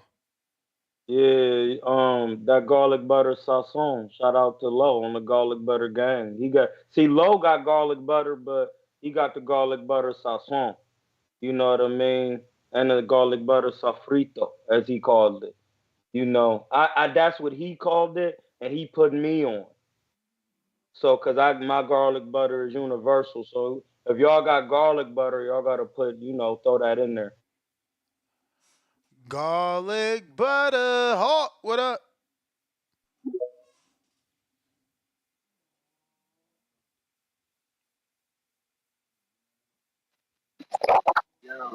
Yo. Yo, BB. Hey, yo, Ness. What up? Hey, man, I'm gonna put you on point with this now. You can listen or you don't want to. You don't have to. But there's no way in the hell that Tyson Fury is going to beat Usyk. Usyk is a road warrior. He has won every one of his belts on the road, and I've watched every one of his fights. Fury too. This man has been. Fury too. This man has been. Yeah, but this man has been in wars in each fight, bro. Yeah, Fury He's don't a go to real war. dog Fury out don't go to war. He got less miles. That's gonna be the problem. That's gonna be the problem. Fury is losing weight. That's the same thing. Problem Anthony Joshua had with Usyk. Everybody tries to lose weight in boxing. You're not going to beat him boxing. Bruh, Dubois had he like a Dubois foot had bigger success. than Usyk. Who? Who? Who you talking about? Fury. Tyson Fury, Yeah. bro. Tyson Fury. So he gonna be He jabbing has a down. long ass jab. He gonna be jabbing down. One half step is two Usyk steps, so he could cut the ring off. You tripping? He dropped Wilder with a body shot, bro. Like he gonna go to that body. We seen what Dubois did, who's not on Fury's level. Dubois is Fury little. He's his little homie. That's his little now you homie. got Like he under he the Frank little Warren, homie. bro. Dubois You're under not Frank Warren. That's his little homie. It's cool. All that's cool. But my point that I'm still making, and you were making my point for me. Each one of these guys, other than Dubois, who tried to knock him out. Tyson Fury losing weight so he can go in there and box. AJ went in there for 2 fights, 24 rounds, trying to box this guy. You're not gonna beat him like that. And Tyson Fury, if he stayed big and stayed the way he was going, like use the tactics that he used to fight Wilder, I will be more confident. I see Tyson Fury trying to box, and then you got to throw in the wild card whether he cut his face or he didn't cut his face on purpose. That cut is still there. That's still there too. So I'm thinking about all that when I talk about betting on a fight. But Tyson Fury still got that cut. No, hold on, because this is a prediction type of Say thing. that again. How is Fury? How you saying if he gonna go in there and boxing? In what style of boxing could you be talking about? Because if Fury boxing going backwards, how is Cuz gonna get in to get any work in? Fury always box going backwards. I mean, there's so much tape on Fury. No, he don't. You gotta watch Usyk. Usyk is a different. He's a left-hander. Usyk is different, dog. First of all, we see how Anthony Joshua when he hits. Listen, we see how Anthony Joshua when he hits everybody else. Tyson Fury ain't punching like Joshua, and Joshua didn't put a dent in that boy. But if you go to the body, of course, yeah, that's what I noticed about Dubois came to fight him. Tyson Fury gonna be trying to box and move, That and is he's the not. bell. I mean, you can't say that because my boy could box and he could come at you. I just don't understand how they think Tyson like. And if I was coaching Tyson, I say, hey, listen, keep the jab on his head and move in a circle. When he try to come in, use the Dre stiff arm to move his head to the side and jab him. Just keep the jab on him the whole fight. When he gets it's tired always of coming easier in, said than done, but I know what you're saying, but come on, blood. Drop the hard right hand when he coming in. No, it's really not, bro. Usyk ain't bending his knees and slipping. He be standing straight up. He just be bouncing back and forth, but ain't like he be really moving his head. Not to the degree of Tyson Fury, who like actually slips down. Like And I'm not saying that like Usyk can't catch him and hurt him, but because Tyson Fury be going down. But if you don't stop Tyson Fury, bro, you're not beating him. Yeah, I mean, he's definitely a good boxer, but that's what I'm saying. When he need to step to you, he can step to you. Alan the Bay, you there? You gonna unmute? Alan the Bay? What do you say? Oh, where you at, man? I You don't know making us what's. look bad even though I'm from the act. All right. I'm in the Bay. Super Mix.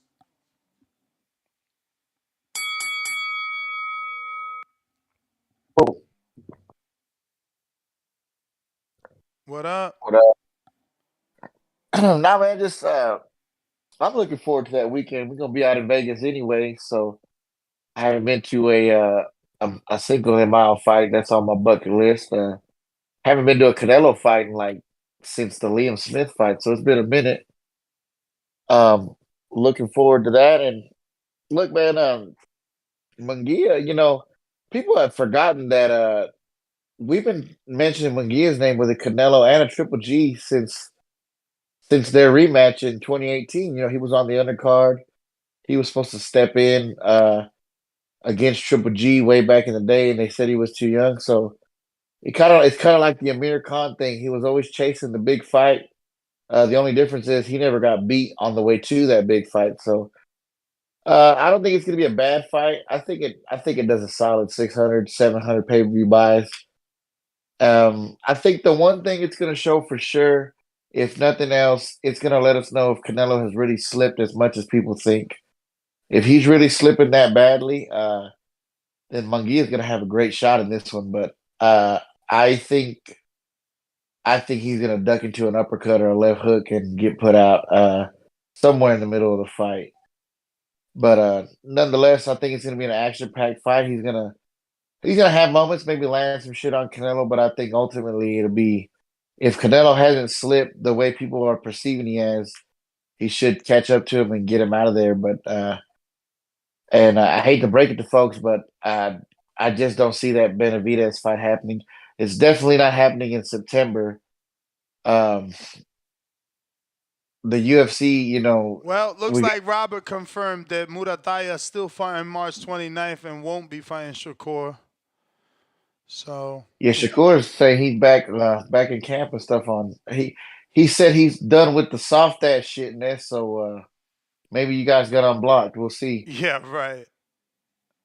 It's always the top rate guys. Have you noticed that too, he was talking about the him retiring. The retirement, yeah. He was like, I'm done with the emotional shit. So he talking about him retiring. He said he's back in the summer, so he's gonna be fighting in June. Let's see what day. But I'm looking forward to being out there, dog. I'm trying to get with you and Danny, see what y'all doing. I'm there most of that week anyway, so it's gonna be a good weekend. Like I said, I ain't been to a single mile fight in Vegas, and I'm just hoping this fight in Vegas turns out for me a lot better than the last one did. That was a rough ass flight home back in July, let me tell you. But I don't see the Benavidez fight happening. Definitely not in September.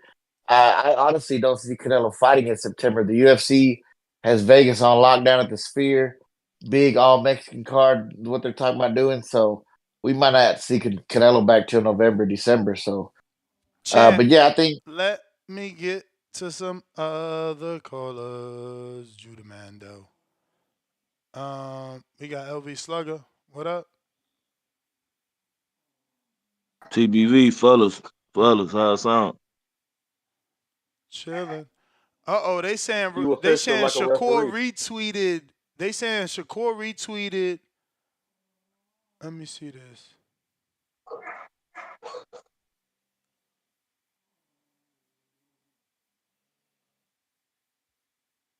I can go ahead with the call. What you Yeah. There's no opponent. Shakur said no opponent's been finalized. Guys, champ. My bad. Yeah, man, Mexican versus Mexican, man. You know what I'm saying? That's definitely a entertainer fight in the sport, regardless. You know what I mean? But you got the face of boxing versus, it's rare. You know what I'm saying? You see a Mexican versus Mexican and not get a good fight. You know what I mean? So a boring fight. So we definitely in for I feel like a good little show. You know what I mean? Face of boxing, then you got Munguia, definitely with his come forward style. Offense is his defense. You know, ain't letting up. You know what I mean? So I think we in for a good one. You know what I mean? Man, definitely. I mean, I could definitely see Canelo stopping him though. You know what I mean? He's definitely gonna be there to get hit. But I think as long as McGee give us a good fight, regardless of the outcome, if he get knocked out, you know, suffers a few knockdowns and bounce back and make it 12. I think he could bounce back regardless. You know what I mean? The Mexicans definitely stay by their fighters regardless. So as long as he just come with the style he's been coming with and just give us a good fight, man, he can definitely bounce back. But I think Canelo, with his style, his counter punching, he's definitely going to set up something big and probably knock McGee out. But I definitely think it's still an entertaining fight for sure though. So I'm looking forward to it. Like I said, two Mexicans, they coming with it. So yeah, man, I can't really complain. I definitely like this way better than the Berlanga. I feel like McGill, being a former world champ, you know what I mean, and not really doing much. I mean, he did what he did at 160, but never being able to be a world champion at 160. But getting to 168 and getting this big fight, you know what I mean. Somebody I'm pretty sure he probably looked up to coming up in boxing, you know what I mean. So yeah, like you said on earlier in the show, man, his handlers definitely did their part with keeping him undefeated, knocking these guys out and landing that big opportunity with Canelo. So I think regardless though, just do what he do. If he, let's see if he can upset the upper cards and win. But I definitely feel like he's gonna get hit with a big shot. But as long as he just come with that style, he's gonna get support regardless. He can definitely bounce back, man. So yeah, I'm looking forward to this one, man. Yeah, Mexican versus Mexican. So Mm. definitely gonna be an entertaining fight, man. But yeah, that's all I got. All right, champ. This gonna be some work. I can't wait. This gonna be some real work, buddy. Cause dude gonna be throwing punches. He's gonna be trying to do a lot of different things. Munguia is athletic, bro, and he is tall. I got a picture with him on my John on my phone. He tall, man, and he can scrap. Like he can scrap decently enough to give. And listen, he got about 43 fights. So he has enough experience, man. We got to stop babying these cats. Like Ness said, for real. Like he ain't that far from age with Cuz. He 27 and he 33. Well, how many years is that? 6? Yeah, that ain't that far. So you know what I mean? That's a decent little age gap. But I still think Canelo gonna give him the work. He got good defense in on the inside. I think McGee gonna surprise some people though, because he's gonna be trying to use the long jab to the body. We got Barrel City.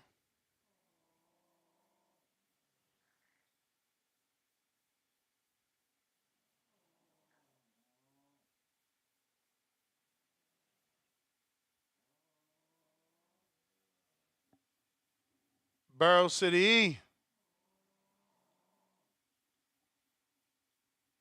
Venom, what up?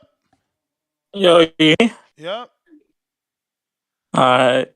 Uh First I wanna say, Golden Boy, as you saw in the press release, Golden Boy promotion was on that list. Oscar ain't gonna let one of his top fighters, just drop shit. They gotta be a part of the promotion. Um but now let's get to the fight. Munguia, I said this before, he one of the few fighters in this sport who actually throw a combination, not just throws wild punches. He throws 6 punch combinations and he puts it all together. So this gonna be a war, man. This gonna be a first fight since Canelo Triple G where Canelo's really he's gonna have to be active. He's gonna have to pump that jab more than he does. It's just gonna be a war. So I know he's getting himself into. Munguia does got a chin. The only thing that scares me about Munguia is his conditioning. I don't. It sometimes even against the Sergey, he wasn't. He was gassing out towards the end, and you can't do that against the Canelo. That's the only thing that scares me. As far as how they marketing it though, I hope they don't market it Tijuana versus Guadalajara, because that could be some issues. They should just market it Mexico versus Mexico. Because if they market it like Well, country that's ver- what they did. Mexico versus Mexico, and they put one green, one red. yeah, but that's good. That's good because if the fans keep pushing it like Tijuana versus Guadalajara, the loser might not be able to go back home. I'm being serious. You funny. I'm being serious, bro. They're not gonna be able to go back home, man. Come on, man. If Jaime Munguia loses, listen, we gotta hope they don't push it like that. Like, yo, this is Tijuana, you Guadalajara. This is about to be an all-out war. So they better not push it like that, because then one of them's not gonna be able to go back to their families. That's the only thing. Um, if Canelo were to lose, I wouldn't be mad. You know, he'd be passing the torch. This is the perfect fighter I want him to pass the torch to. Munguia, 27. He already has a good resume. But this would be a perfect time to pass the torch. But I do have Canelo winning. Maybe late stoppage, probably in the 10th and 11th. That's my call. All right. CYP.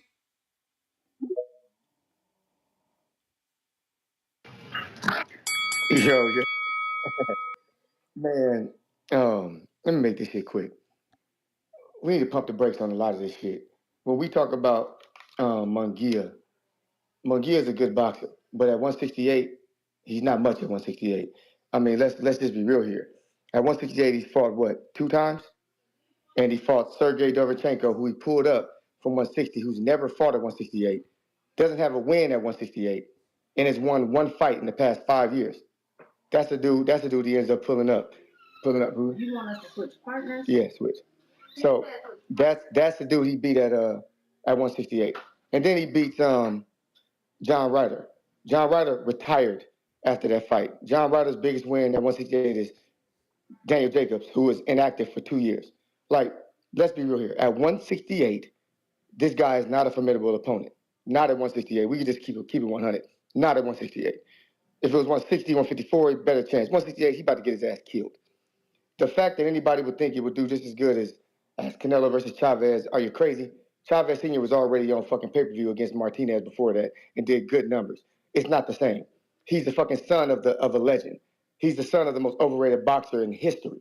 Like, you got to keep it real. It's not going to do those kind of numbers. Don't even think It that is bullshit. on Prime, though. I don't give a shit what it's on. The motherfucker still ain't going to do no 1.2. Like, I give respect to numbers. And 1 million is a fucking grip. That is a lot. So I don't even want to wish that on a dude, because shooting for that and then not get there is not that's platinum. Yeah, that's, you know what I'm saying. That you a It's million is hard to something go different. So platinum I on don't even. pay-per-view. It's hard. It's very, very hard. Very, very hard. And I don't think Munguia is nowhere near Chavez Jr. because everybody knew Chavez Jr. whether they wanted to or not. You know what I'm saying? He's similar to Ryan Garcia when you think about it. Very, very similar to that dude.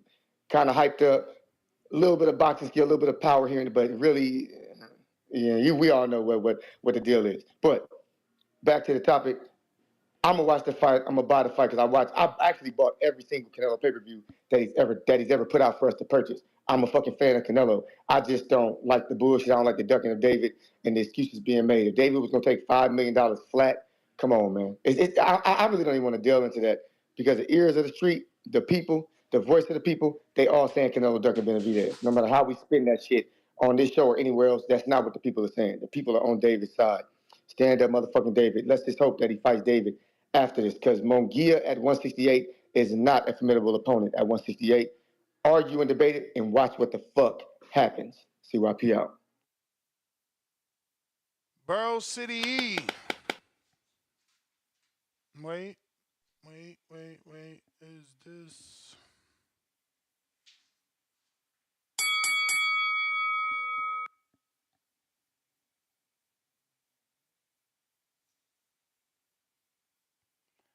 Yep. Counterpunch. Cuddy, where you at? from Nah, we had a counterpunch, so I had to slow down. Goes to Baby Joker. Oh, can you hear me, bro? We hear you, bro. Oh man, what the fuck is he talking about? Who, bro? Hey, nobody wanted Chavez Canelo, bro. Chavez had already the Sergio Martinez bullshit, and then before fighting Canelo, he fucking quit on the stool with Fonfarra. Nobody wanted that shit. That dude was a fucking waste.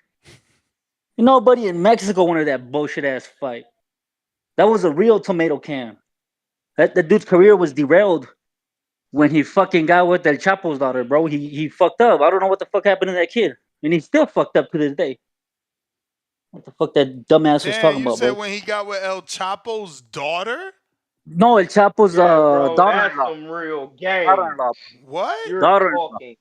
Wow. No, look that shit up. He married one of the Chapo's daughter-in-laws, bro.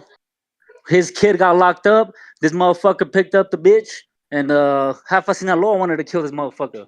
Like, man, you guys don't know shit. You barely speak any fucking English, but you want to tune into the Mexican politics, but you don't even speak no goddamn Spanish. Motherfucker just speak, bro. They don't know anything. That's all I got, Ness. All right, champ. Shots He was with fired. El Yapo's peoples. No wonder he couldn't focus. He with El Yapo people. I You mean, can't focus when you dealing with that. he was fucking with that pack, though. That was the real problem. Barrow That's City what I'm E. saying. That yapper. Barrow City E. Barrow City E. We got Leon.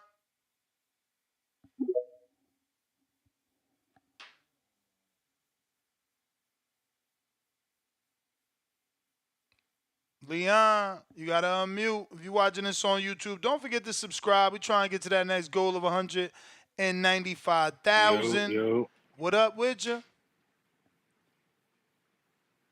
Hang on, hold on. Let me get off the Bluetooth.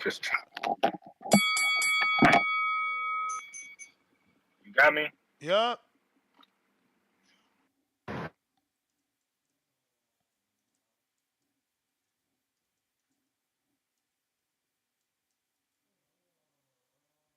You.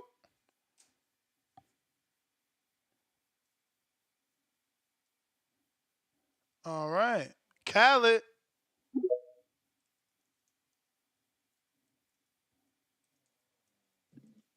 Yo, Ness, can you hear me? You know it. What up, bro? Chilling.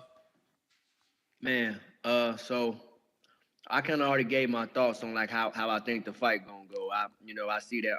I just want to see how Mr. Alvarez, if he gonna be dominant or not. Like, I think Jaime gonna have his moments, but I just want to see him get a dominant win. But first, it just hit me in the car too. I'm like, man, this would be a good tune-up for David, but I forgot David moved up. And more I'm thinking, if Terence Crawford looked good or maybe stop Chris Eubank, he might can get that fight just off of just sheer lack of options at 168. Cause I don't see Mr. I mean, he could fight Berlanga. I can see that fight happening. After that, though, it gets slim. Like Christian Mobility, speaking of which, why did my man sign the Top Rank? Like, what's the thinking behind that? Like, why did he do that? I mean, his fights was already being televised on ESPN. Eye of the Tiger already has a good relationship with them. So that's all I could think of. Oslenbek Makhmadorov or whatever the fuck his last name is, he had signed to them too. They usually it's a farming system, If you graduate, you get to top rank. I don't know why, but they got the money to position them regardless. I mean, okay, but I mean, shit, it's still cross promotion. I looked it up. Ain't no 168s over there, so it's just like Beside money, no different than they did with Devin and the Ryan fight with Sandor. They signed Sandor to get that check. This all chess, man. They gonna get money any way they can. Hey yo, that's fair. Hey yo, that's that's a sick game, but I understand the game though. That's real shit. So now, man, I mean, eventually, maybe now that they signed him, they gonna do the same shit. I mean, he ain't a mandatory yet, but in a fight or two, he'll be the mandatory. Canelo gonna be wanting to fight Crawford or Benavidez. They gonna want they step aside money like Devin had to pay. There you go. That's the game right there. So yeah, bro. I think that, but I don't want to see it. I'm still like I don't want to see it, but it is what it is, bro. But that's my call, bro. Thank you. You the man, champ.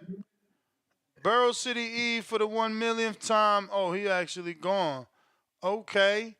That means we got Optimus Prime with the fat $10 super chat.